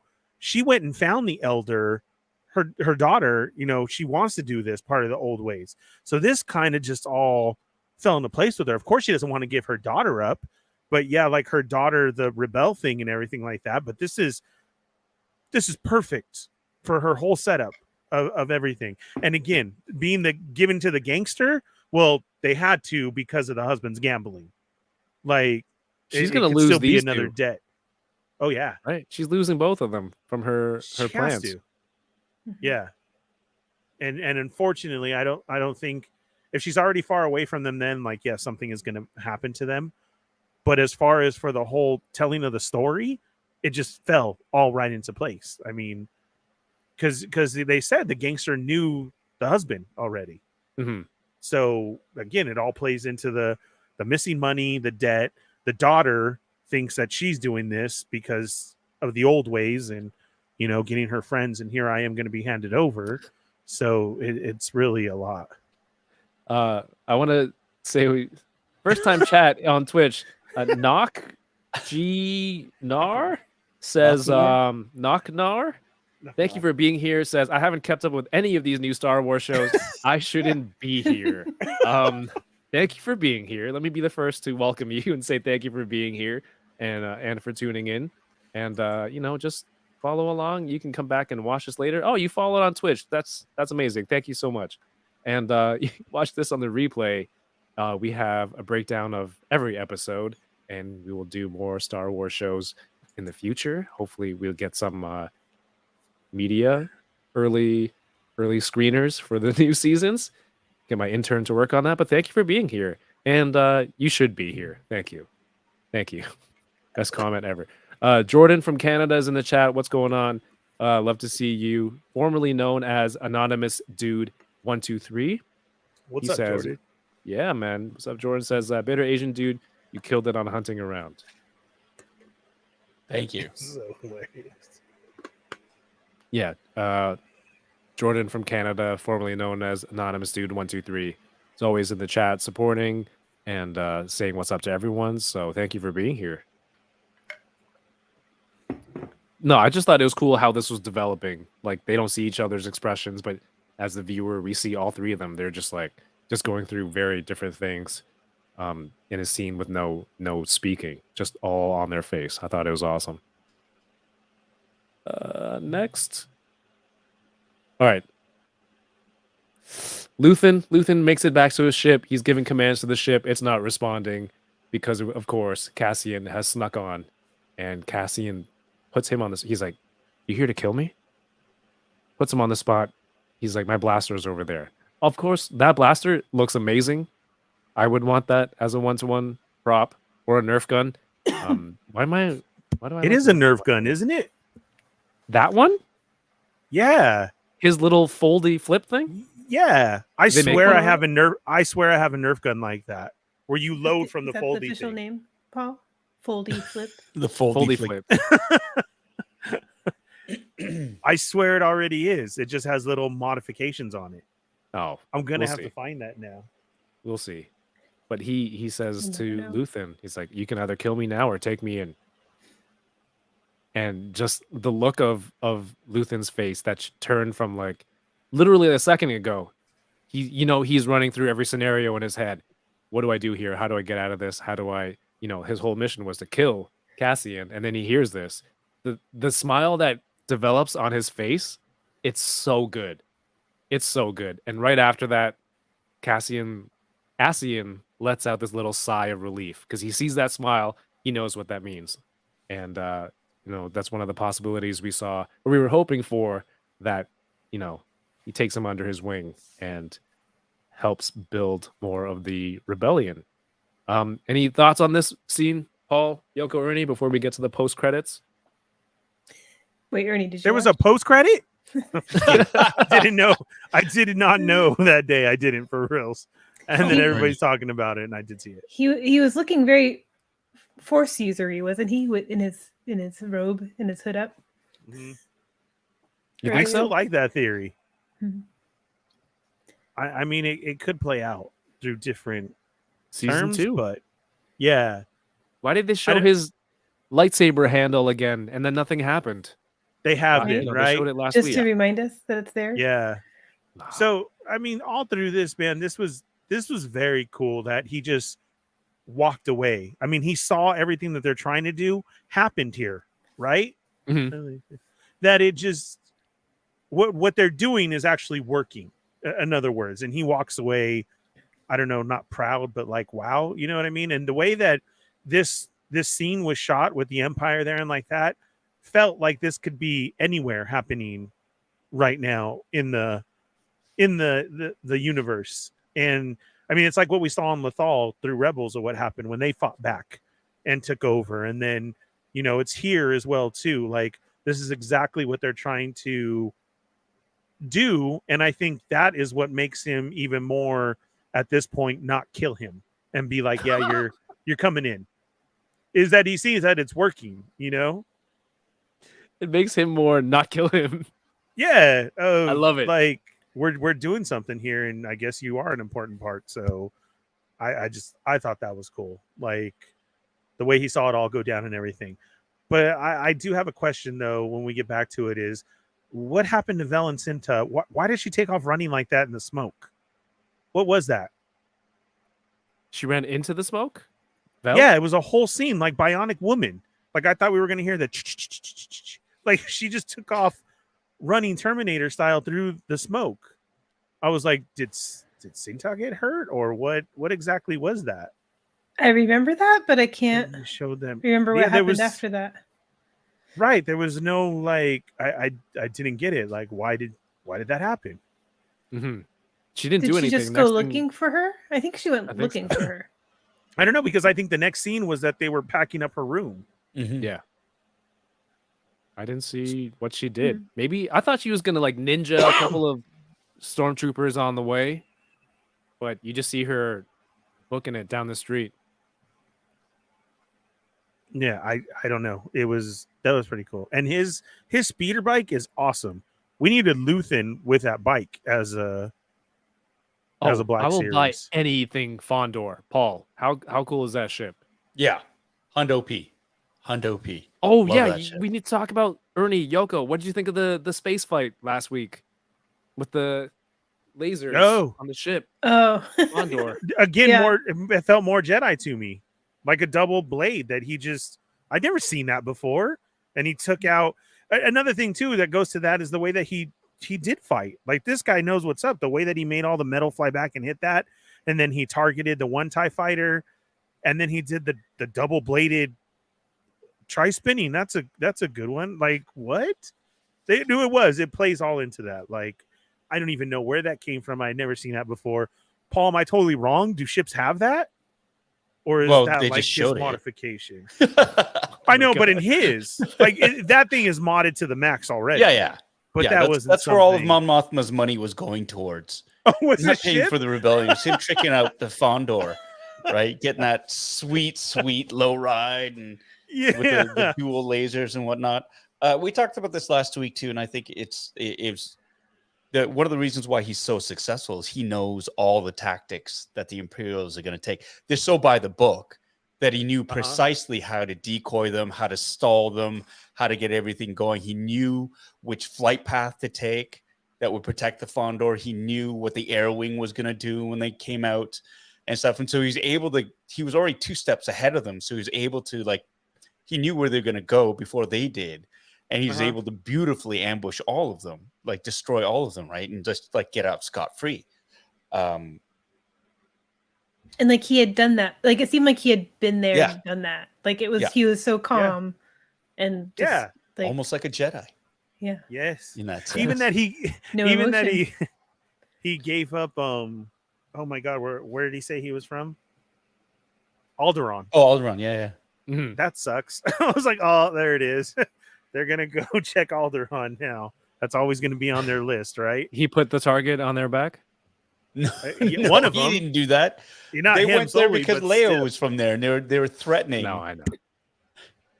I know they've had enough of him, of that planet. Yes, exactly. After the HasLab of Luthen's ship, after they have Marva's brick, first is the brick, then the Yeah. ship, or we riot.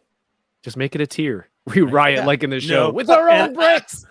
A tier has to be that speeder bike that he has, because that thing was Oh, sweet. of course, dude. Yeah. The Razor Crest comes with a escape pod that I've never even seen them Right. use. Right, so they have to. And you Make never that will ship. now. Because Yes, blew exactly. it up. That's one of the reasons I convinced myself that I'm glad I didn't get it when it first came out. Was like, what if they blow it up right after? And then sure enough, a week after the HasLab for the Razor Crest closed, and I was Yeah, but now you laughing. get one starfighter. Now I got to get that HasLab. That'll be next. That'll be fun. That'll be fun. Yes. I just also want to touch on the whole Luthen is a Jedi theory. Somebody else did an addendum to that, which I thought was brilliant. That Clea was his Padawan, Oh, right? That's why they have that snarky sort of repose, like against. I just got the kinda weirdest love that chills. idea, I love it. right? I just got the chills. Wow. Yeah. You know, Oh man. I like it. so I like it. Wow. Seeing that I'm theory. into Yeah. Hard. Let's Subscribe. do it. Subscribe. If you like that theory, subscribe to the channel. No, I'm not going to do it. That was good. Wow. I wish I could take credit for it. I read that somewhere. And I was like, Confirmed by you know, it's like, Yeah. yeah. Confirmed? not confirmed. Not confirmed. Put it out there. We got to get those accreditations. New name in the chat, Lacey. Thank you for being here. I think you followed Yeah. Boba Squadron over on Instagram. Thank you so much. Thank you for being here, tuning in, and there's a comment up here that was awesome. Yeah, I know there are people who are loving that there are no Jedi in this show, which I do, but I'm not opposed to it. But we're like, yes, please be a Jedi. Yeah, it's you know what, I've again had this argument, not even an argument, but a discussion with other people about that too. Yes, the show is great, and I get yes because of that. But I mean, we can have a great show and there show up in this way. I mean, because it just again, and this person did not watch Rebels either. I'm like, that's what's in Rebels is Kanan is part of the rebellion and helps, but he was a Jedi, and it comes out later. Like he wasn't showing it off or anything. It happened when it needed to happen, and I feel if Luthen does the same thing and we see that, like there has to be a really good story behind it. And the way that this whole story has worked out, it's going to play out. I don't think it's going to be some stupid reason or anything. Season 2, baby. Can't wait. Can't wait. Bad Wolf, yeah, I think Clea is Luthen's boss. It's Yeah, possible. we thought Kind of that as touched on well, that too. before. Right. But now I'm with Padawan. That's Yeah, that sounds more fun for some reason. yeah. I don't want Jedi. Oh my god, can she please be his Padawan? That would be amazing. I don't care about Jedi. I don't like Force powers and Sith. What if they have lightsabers in his ship that are spinning? And he's force sensitive. That's why he's such a good pilot. Yes. I'm just being facetious. Matt Logic 44, what's going on? Good to see you again. That would be the only reason I'd want it to be true. Otherwise, leave him be just a rebel leader. Well, it looks like things are advancing beyond his tactics, right? Well, And it's just yeah. Sorry. go ahead, No, Paul. just the timing, because he talks about when he was talking to Buddy Lonnie a couple of episodes ago. It's like, what have you sacrificed? And he talks about, like, it's something that started 15 years ago, and we did the math, right? And 15 Yes. years ago, Order 66, right? He talks about he's lost all the things that he's given up, like calm, all these things that Jedi are supposed to have. Like Yoda says, when you're one with the Force, there's a calmness to you. There's this. So he's gotten rid of all these things, and he's had to walk the path of the dark side in order and use all these things that have destroyed his inner peace. And he says he's got memories or dreams he can only share with ghosts, right? Like people who are no longer in his life. Like there's so many things that sort of point, possibly. I think maybe he had Or already memories. maybe he was already a gray Jedi, though, when Order 66 happened, and maybe like he was already out of the order. And maybe he has some not out of order, out of the I said you're out of the order. No, you're out of the order. But and maybe he carries some guilt from that, like not being there, I don't know. Or he's cut him, and the other theory is he's cut himself off from the Force, like what's her name? I think he in has. Fallen Order. I think he has. Yeah. So he doesn't have Force powers anymore, but he still carries that kyber crystal around. He says, that's worth more to him than anything else. Right? That's something. And that's a big from his kyber lightsaber. crystal that would do his cane, right? Yeah. It would light up his cane that big. Yeah.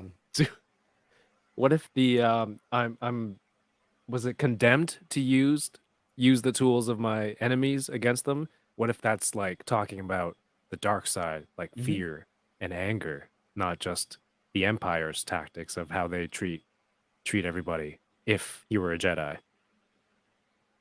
Yeah. I love this Jedi theory. I can't wait. How long do we have to wait for season 2, Paul? Right. Another 2 years. Damn. I mean, they're filming it right now. And you talk about like shooting dates and then at least like how many months of VFX and everything's all like they're slammed. Ask Ryan Dole. They are slammed in the VFX community. If it's another 12 episodes, I mean, it's going to take a while. And every 3 episode arc is supposed to represent 1 year, right? Because Andor was supposed to be originally, I think, 5 seasons long, each season leading up to the events of Rogue One. But they've smartly realized that they're going to be way too old for that to happen, and they'll be way too burned out. So season 2 of Andor, I believe, is going to be the last because it leads up right to Cassian getting on the ship, going to that place to meet up with that pilot that he kills. Yeah. Right? So, because when you have kids on a show and then it goes too long, they go like through puberty and they've grown a lot. So they didn't want that to happen to B2 and grow up too fast. So like, let's just keep it quick. So Ernie, did you end up watching the post credits? Yes, I did. All right. Yes. Thank God. I had thought it was a joke from everybody who I'd seen saying that. I was like, oh, we don't do that in Star Wars. And then all of a sudden, it was there. It was there, confirming what a lot of people knew to be true. What Cassian and the other inmates were building in prison were these parts that go into the Death Star. And they have 5 years left to put this together. Like, let me show it this way. This looks awesome.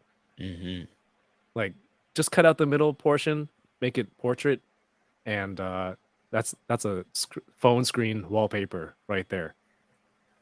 Yeah, it was very cool shot to show it. I will say, Ernie, I watched it. Like I didn't know there was a post-credit scene, and it was kind of by accident that because I think I watched it and then I just left it on, and then I think I was Yeah. you were streaming that night, right? Yeah, because that was Wednesday. 'Cause I had watched it after work, and then I just let the credits run while I pulled up your stream on my phone, and I just had it on, and then all of a sudden there was a post credit scene, and I was like, "What?" Yeah. Bye, Ernie. And then that's when I think I typed in our group chat. I was like, "What? There's a post credit scene?" And then it was just a coincidence that like a few minutes after that it came up in your chat. Yeah. And I had no that's idea. why I was like, "Wait, Ernie, if you haven't seen it, don't go into the group chat yet."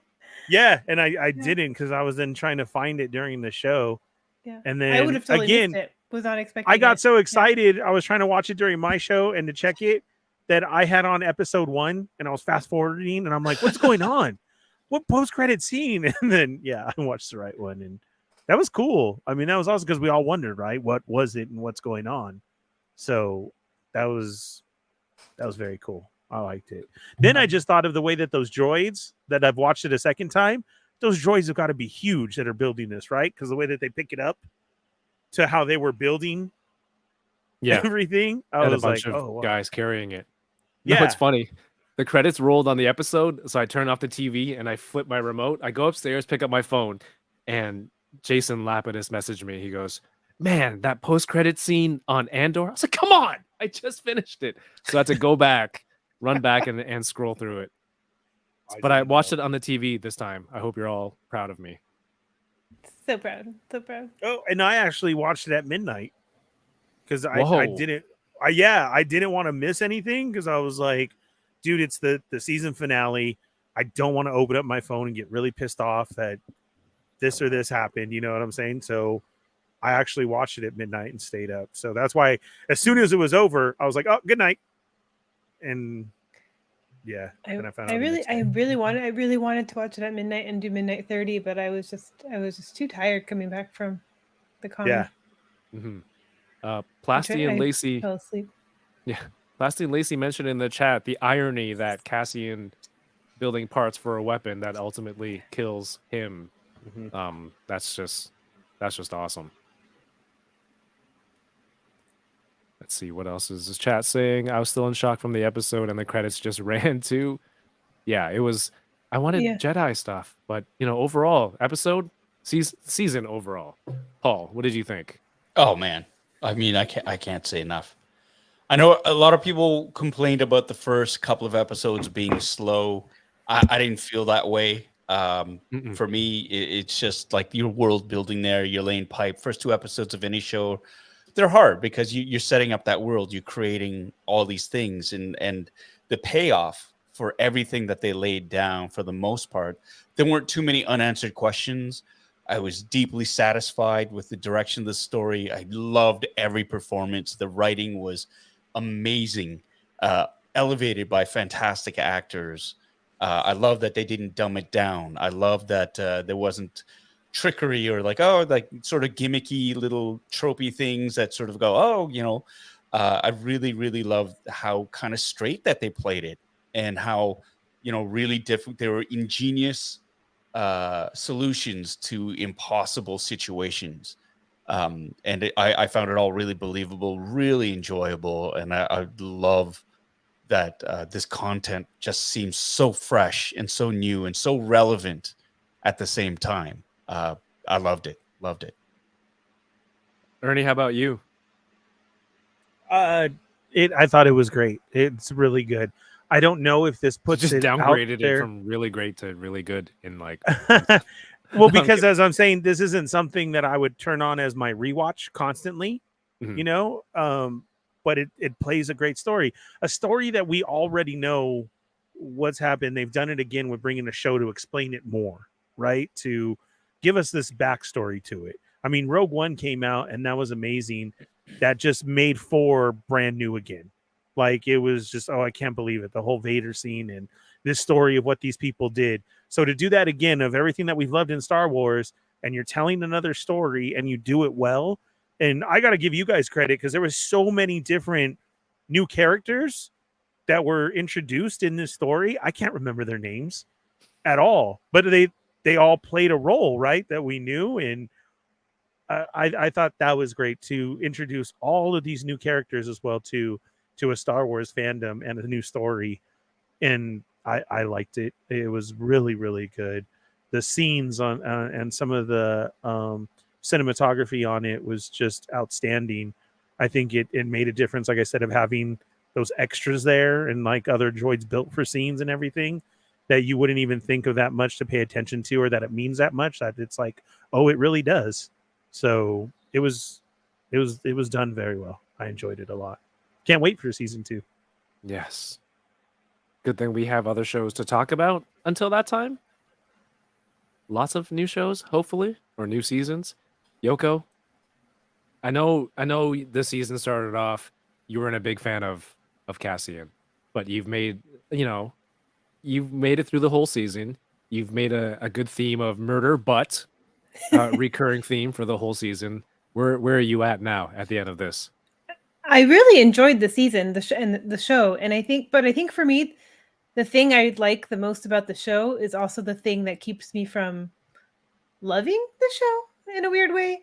It's like, I love the exploration of the gray, the gray character, the showing that good isn't good and bad isn't necessarily bad all the time, and I think that's such a interesting concept to show in Star Wars.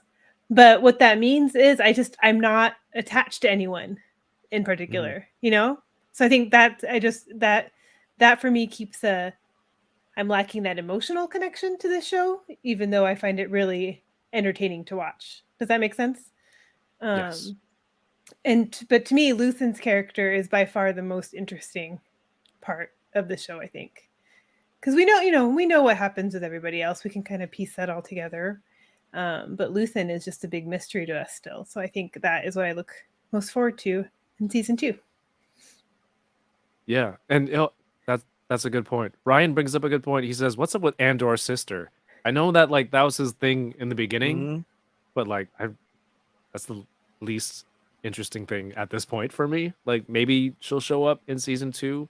I hope it's not out of nowhere she comes up and saves his life in the middle of some weird situation. But I think with everything that's developed in 12 episodes and some of the characters, I'm like, okay, she was just part of the story, to give him a purpose of what he was doing. I think it just shows that's what was driving him before, and now he's locked in on this bigger cause, I think. Yeah. For me, just like this point, the sets, did my mic die? No. Hello? No. No, we can hear you. That's We weird. can't hear I you. can't hear myself. You can't. No, I'm not going to fall for that. I it's do. weird. Do I sound echoey? What? I hate you guys. The sets, the quality of everything, how it looks, the acting, the writing, it's just to show that, people are like, who needs an Andor show? Who needs to hear this story? It's like, but look at what we got, right? You can see the beginnings of the rebellion, all these different types of people, from rich politicians to, guerrilla fighters, different cells, everyone banding together kind of to fight this one monster in the galaxy. It's a great show, and now a lot of people are like, I can't wait for season 2. Went from who needs this to 2 years, I can't wait.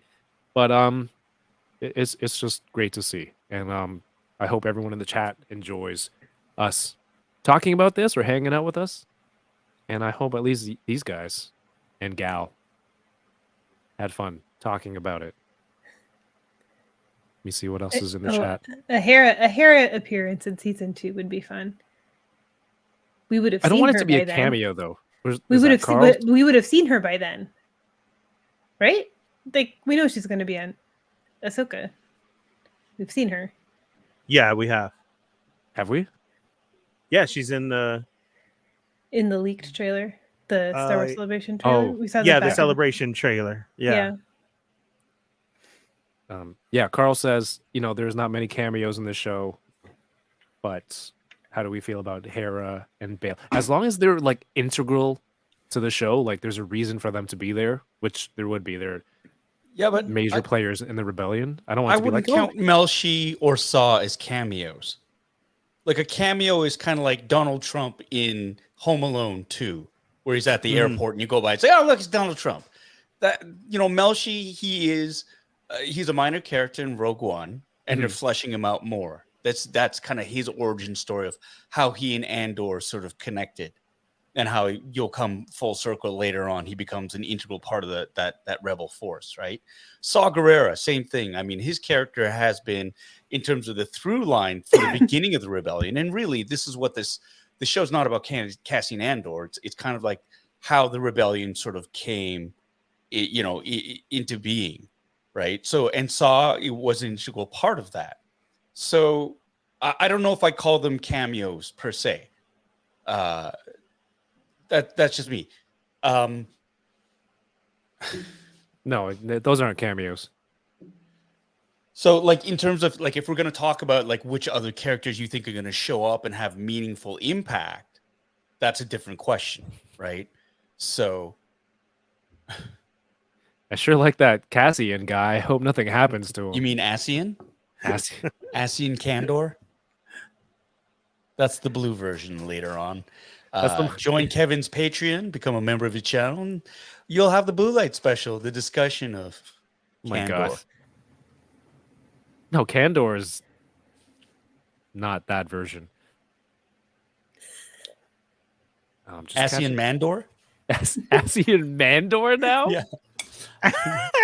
Oh my god. Mandor. It's like, okay.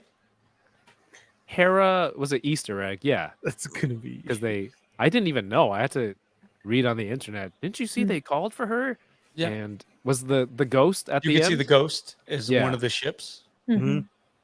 Ghost has. That's why I Let's think see it makes sense that we could see her in Yeah. season 2. I would love to see them involved and live action, but Yeah. like not as a cameo like R2 and 3PO in Rogue One. This That's a seems like a good time to mention everybody should watch Rebels.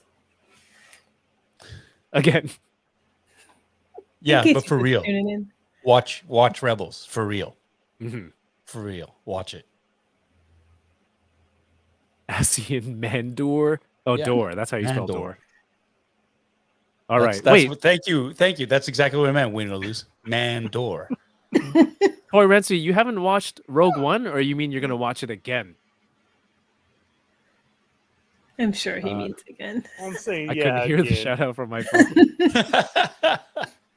They didn't have Disney Plus back then. I think I watched it in the theater. Oh man, so what's next? Mando next? Do we know, or is it Bad Batch? No, I thought it was Bad Bad Batch. Isn't it Bad Batch? Well, we still have to do Tales of the Jedi. Yes, we do. Right? Yeah. We do. Should we do that next week then? Since there's All 6 episodes? Tales of the Jedi so good. there's shorts. Yeah. I'm not gonna Yeah. get screenshots. Forget that. Can we just talk? Can we just talk about it? So lazy. Can you get like one screenshot? Like one screenshot for each episode? Sure. Yeah, it'll just be of the title card. Yeah. Yes. Chapter 1. Yeah. The first. Yeah, I mean there are some great characters in there that, you know what, they do warrant a visual aid on the screen because they are powerful in some of those episodes. Especially like young Qui-Gon, I think was awesome. And the voice actor for that was pretty spot on too. I liked it a lot. It was him and his son. Mhm. So Liam Neeson did his voice as old Qui-Gon, and his son did the young Qui-Gon. Oh, Yes. damn. Yeah. So that's fun. I yeah, didn't know when you're that. saying spot on, it should have been. Well, good thing I didn't say like, oh, I don't think those voices really sounded like Yeah. Qui-Gon. Actually, Especially Qui-Gon, he sucked. that voice actor was shit. Why couldn't they get Liam Neeson? What? They don't want to pay the money? Could he have tried any harder to sound like Liam Neeson? Like, My come God. on. They're ruining Star Wars with this voice acting. Oof, dodged the bullet on that one. All right, maybe we can do that next week. I'll get some screenshots, and I hope if you're in the chat, go watch Tales of the Jedi. It builds more on your prequel characters and the motivations behind some of those people. Ties into Clone Wars, some direct ties into Clone Wars. It's a fantastic watch. I've already watched it twice, and I think it deserves to be discussed. But then Bad Batch, then Mando. So, lots of Star Wars content, and hopefully something for everybody. And I would like to get together with the Boba Squadron to talk about all that stuff. Get my intern to do the screenshots. He'd do it. Oh, DK. Are they still saying January? Yeah, they're still saying January 4th For Bad Batch? for Bad Batch. And they're doing how many episodes? Is it 16? I think 16. It's a lot How of are they going to get screenshots. it before Mando premieres? There's going to be some Overlap? crossover then. Have they? I hope have it they gets said moved that? up. Mando I hope with February, I hope- like 20 something. this has Are been you, talked are about. you so I- confirming something you shouldn't be confirming? No, this is already confirmed. I saw it online. Facebook Yeah. told me, so it must be true. Oh and boy. so I hope that with the new regime that's happening over there, that this gets fixed, because that was talked about, of these overlapping shows and like that then it should be, a show and start your next one and like that. So There you So go. Ernie, want to expand on that point in case someone in the chat doesn't know what you mean by regime change? yeah, Iger is back, and Paycheck is gone now, and so things are going to get. Are you choking, dude? Are you all right? Go like you this. made him choke on a boba. Sorry. I'm good. The thoughts expressed by Ernie the Fallen Fett are of his own, and not anybody involved with the show. I do want to make that clear. So hopefully things change and like that. Out of everything, I've been seeing a lot of talk on it, and I just hope that employees are the ones to benefit from this at the beginning, because there's been a lot of restructure, a lot of layoff, a lot of other things happened within the Disney-esque stuff, and I hope that comes back, because we can definitely feel it at the park. You can see it on some of the people's faces, and so I hope that people get to hold on to their jobs. I hope things get restructured, and they don't separate different groups and people and like that. So that's what's going on there. He's already done things by, they actually got out JPEG first, and then the one who was running Disney Plus is also out for right now. There's going to be a meeting held Monday for issues on the park, and then so we'll go from there. Yeah, Sounds like I know. you're in on That's- these meetings. I like that. No, I'm just saying, as far as a Disney-based community, that should be the first thing. I don't think anybody should ever lose their job or anything. His thing is he was voted out through their own people and like that. And not only that, I mean, he gets to leave with $22 million. So he's going to be okay. But other people who, have lost their job or the restructuring of stuff, because there was a whole nother talk of the parks having another layoff. And I think it's bad over there as it was, of workers and morale and everything that was going down. So hopefully Monday brings a lot of good news and like that. And the talk that I was saying about Disney Plus was you had shows overlapping. You had Marvel at the same time as Star Wars with everything else. And so that shouldn't have been going down, as far as if you want to run a numbers thing. This whole thing that Andor wasn't doing good because numbers were low, maybe there won't be another season. It's like, no, people watch differently now. A lot of people like to binge it, and they did all this weekend. I've heard of everybody who waited until it was over to watch. A lot of people don't like the one episode a week or anything like that, or the whole, well, it involved me watching another show, because there's a ton of other streaming services and there's other tons of shows. So those numbers you can't calculate into this of saying it was bad. It was already on low numbers and like that. No, you have to look at it as a whole. I mean, when you look at it too, Filoni and them said it at Celebration that rewatch it. Those numbers help for us rewatching shows of Mandalorian or any Disney Plus show, not just Star Wars, but anything, those numbers still count, and they still count as views up until then. So to go out and start calling shows that they were failing or they weren't doing well or they're going to be looked at, you really can't do that in this time of the way people watch things or stream things. That hopefully this change is going to do something for the better of everybody, I hope. Wait, you mean that in this fandom, people were making comments without considering other people? Yes. Oh my gosh. That's unreal. That's- Have you I was just looking at the calendar though, and if they do 2 episodes of Bad Batch a week, then the last week of February could flip over to Mando. I was about to have to show 2 a week. Yeah. I don't have time to screen. It's insane. I'm gonna get DK to. I gotta get DK involved. Have you heard these reports of like the galactic, what's it, the Galactic Star Cruiser? The was it the cruise? Is it a 2-night? The Star cruise? Cruiser is Star the Wars one? hotel Star Cruiser. at yeah. the Oh, the at hotel, Disney yeah. World. Yeah. Yeah, that's not doing well. No. Correct. Well, the No. price Yeah. points. I don't Correct. blame That's why. them. Why would you do that? And Yeah. honestly, what cracked me up was the screen grabs. Like the suites look like the prison cells in Marquina 5. Yeah. Like they were It called. does. Oh my god, that's And on the the wall- Star Cruiser. You can't It's a walk. wall You can't to walk on the wall. floors. Yeah. You You know, it's like, oh my Yeah. god. It was too. It's something I couldn't do. I couldn't pay enough money to put away for that. Yeah. And so that's another thing of the restructuring that I'm talking about. Things need to be Yeah. looked at. Yeah. He really, it was a personal offense to me of being a Disneyland annual pass holder. First, he already called me fat last year. And then this year he calls me, we don't matter. And what I mean by that was he was saying to downgrade the food at Disneyland in this and don't give so many portions. They're too fat already. His Said comment, that?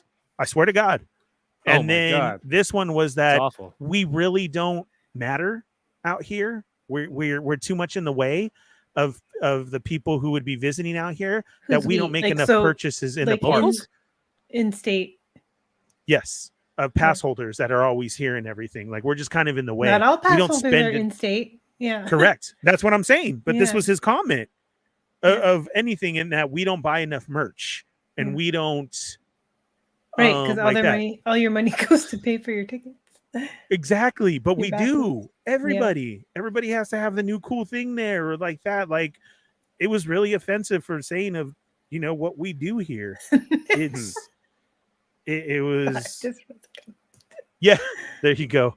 Get on that cruise and ends up slave building. Building parts for the Death Star.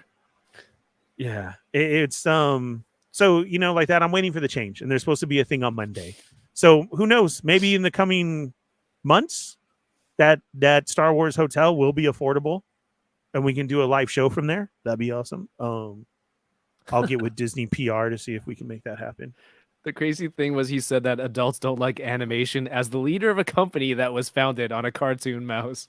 Yeah, that's one that I was saying he was trying to break up. He was trying to break up an Imagineering section by moving them from out here that they weren't doing enough or together, and he was like taking them to this.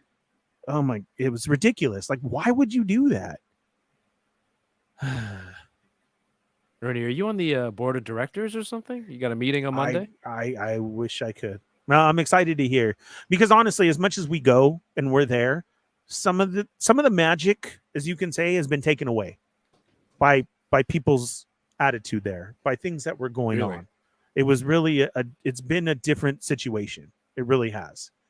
And I hope it gets back of what it used to be. That people are really happy to work there. That they want to continue spreading the magic and make things happen and like that.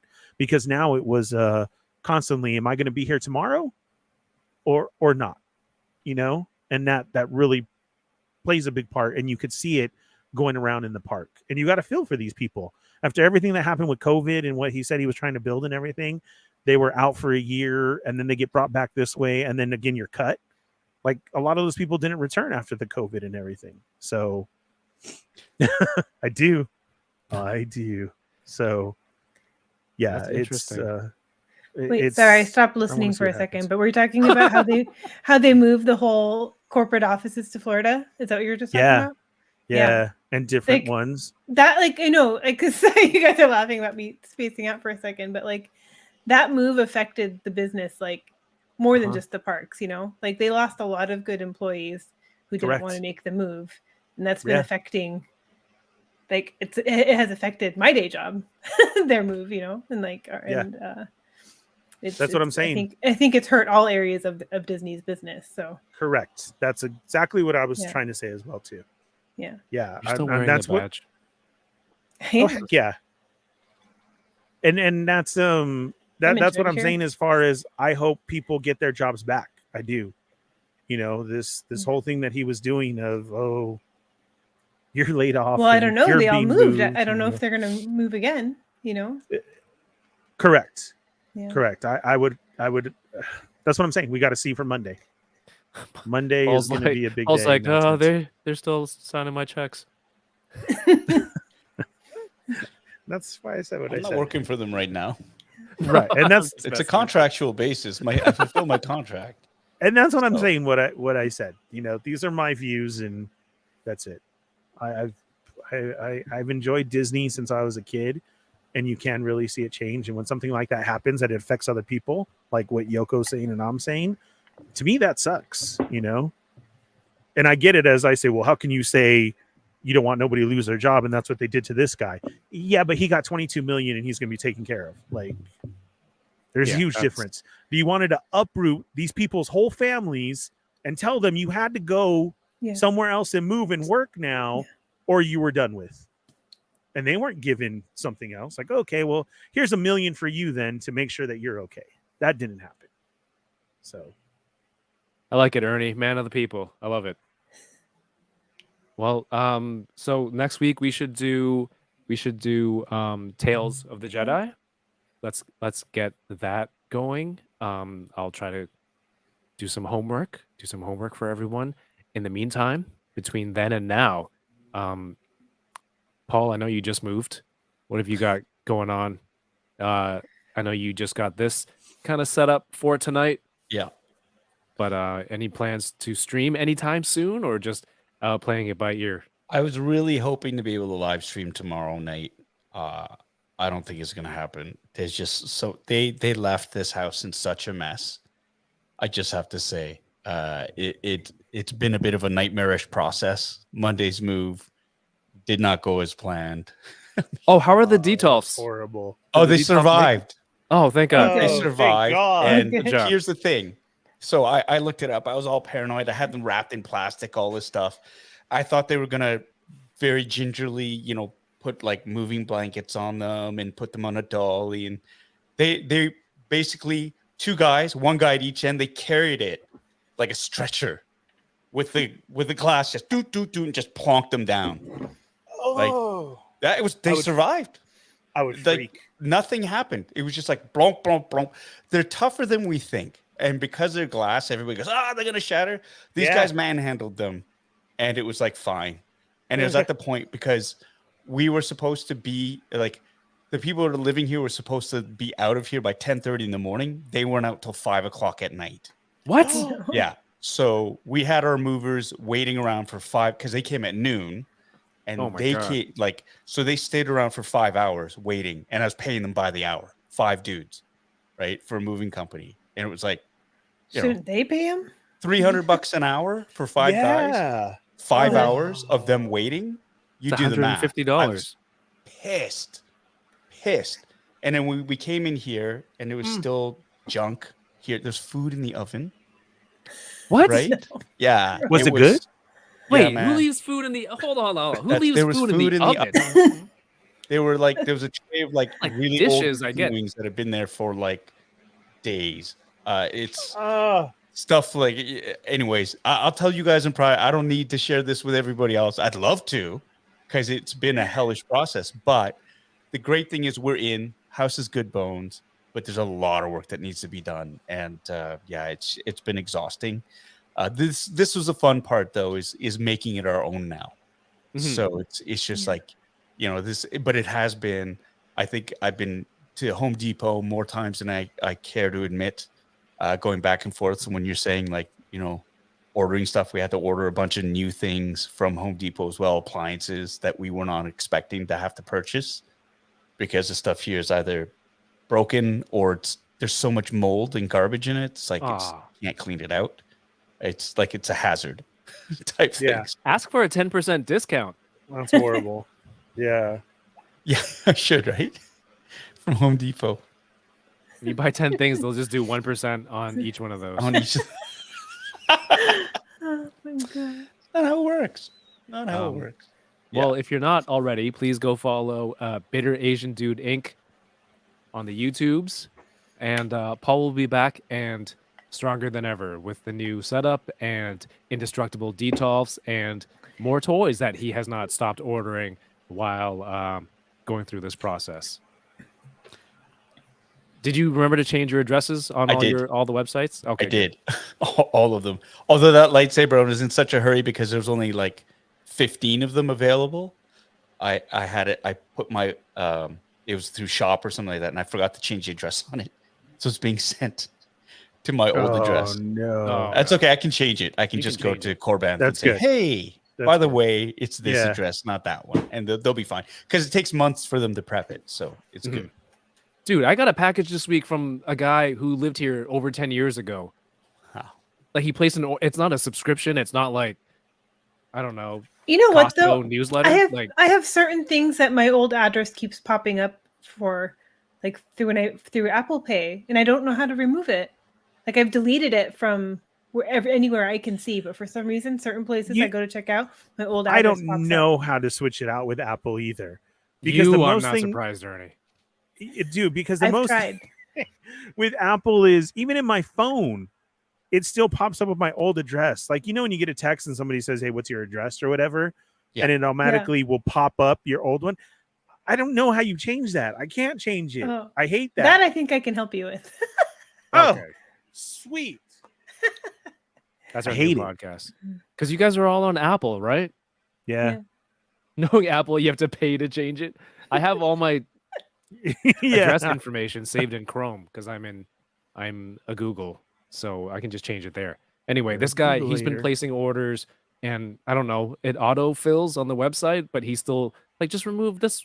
It's the second order from 2 different websites that he's sent here, and he shows up. He's like, I got an order mistakenly shipped to this place. Oh, he still comes and shows up? Yeah. Oh, I thought I got a free desk chair or office chair last year. I was like, all right, I'm keeping this. And, he putting it showed up. together. Yeah. No, we were joking the other night how he shows up just sitting out on the driveway. I'm Like, gonna say I that. don't know what you're talking about. I can see the box right there. Or Like, when you resting open nicely the on. door and you're like, no, nothing got sent here, and the kids roll by in it. This is when I should pretend I don't It's speak sad. English. That should be the best time. You're like, what? Walmart? Meraga. And then just like close the door. I should have done that. All right, next time. It's the same guy. He's like, you spoke English last time. What the hell happened? Don't be racist. Yeah, I was like, what? Last time? That's a different guy. And I reply in English. Right. He's like, "Right, what? After, when he says sorry for the hassle, no problem, dude. And then close the door. As I'm closing it, I'm like, update your address book. Ernie, what have you got going on? Just the usual, man. Wednesdays with the Fallen Fett Chronicle on my channel. Then immediately after the Sarlacc Digest podcast. And then Thursday nights at 8 p.m. with Toy Migos, They're Not Dolls. And us. Awesome. Everyone, make sure you follow. Links are in the video description below. Plasty, the Chinese, I'm not being Chinese, not a gag, dude. Like, I actually speak it. What the hell is going on? How is it a gag? Hey, remember that episode when Kevin was Chinese? Like, no. Oh my God. Why do I keep inviting him back to the channel? I'm kidding, Plasty. Love you, man. Yoko, how about yourself? I stream most Tuesdays over on Twitch, Live in La Vida Yoko. I think I will this week. I plan to. Then we've got Enablers on Thursday because it's already going to be December, which is wild. Yeah. And I'll throw this teaser out there. I'm making a appearance on some other stream this week. You'll see. Oh, Nice. Stay that's tuned. quite. Just everyone who's listening and got that teaser, just look for Yoko on the internet. You'll find her there. You'll Just find watch me this every week stream. on. Watch every toy stream this week until you Check find me. That's a every hell of a show. plug. A hell of Yeah. a plug. Where will Yoko Yeah. be this week? Watch every internet. Yes.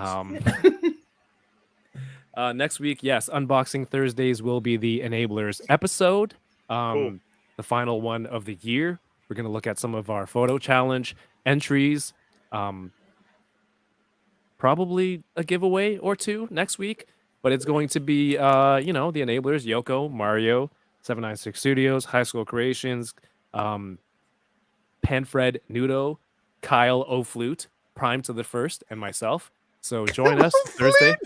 Kyle O'Flute. Every Thursday, 9 p.m. for Unboxing Thursdays. The first episode of the month is the Enablers. So come check it out. Hunting Around episode 6 with, watch this guy. Oh, I got it figured out. 200 That was really episodes good. of streaming. This guy. Oh, and it switched. Playing myself. On now, here on the channel. Go check it out after this. It was a lot of fun if you haven't seen it yet. And, I've enjoyed this season of Andor. Let's think of a. Do we need to think of a special name for Tales of the Jedi? It's just one episode, but we'll be back next week. So make sure, please, if you enjoy what's going on here, subscribe to the channel. Oh wait, I'm gonna leave it for Did Yoko. we have a name? Did we have a name for this one? No, but now it's gonna be Asian Mandor. Is that the folder you're gonna put under your channel for us for all these episodes? Yeah, I'm What is renaming this? the folder. Someone thinks they've accessed. Kevin posted his science folder on a YouTube playlist. It's called Asian Mandor. And then he went it's to just- jail.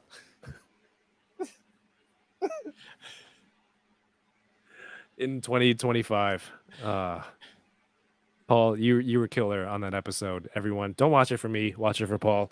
It is quite entertaining. But thank you for being here. And Yoko will send us off with her signature yes. sign off and call to action. We are all open-minded here. Whatever version of Andor you prefer to watch, it's fine. Okay, It's fine. I It's see. all fine. That's where I'm going with that. Thanks everybody for joining us all season long for Andor. Make sure you hit that thumbs up on the way out and give this a like. That is the thumbs up, I guess, and subscribe if my you haven't already over on Twitch or YouTube, wherever you're watching this. The options have been cut down since we're not a real podcast anymore, just a stream. Anyway, thank you for being here, and we'll catch you next week. And then Bad Batch in 2023. Thank you. And look for Yoko on the internet next week. Yes. Have a good night. Watch all the streams. Is that it? Perfect. Bye. Yeah. Yeah. Nailed that's it. Nailed it, Yoko. Peace. Night, everyone.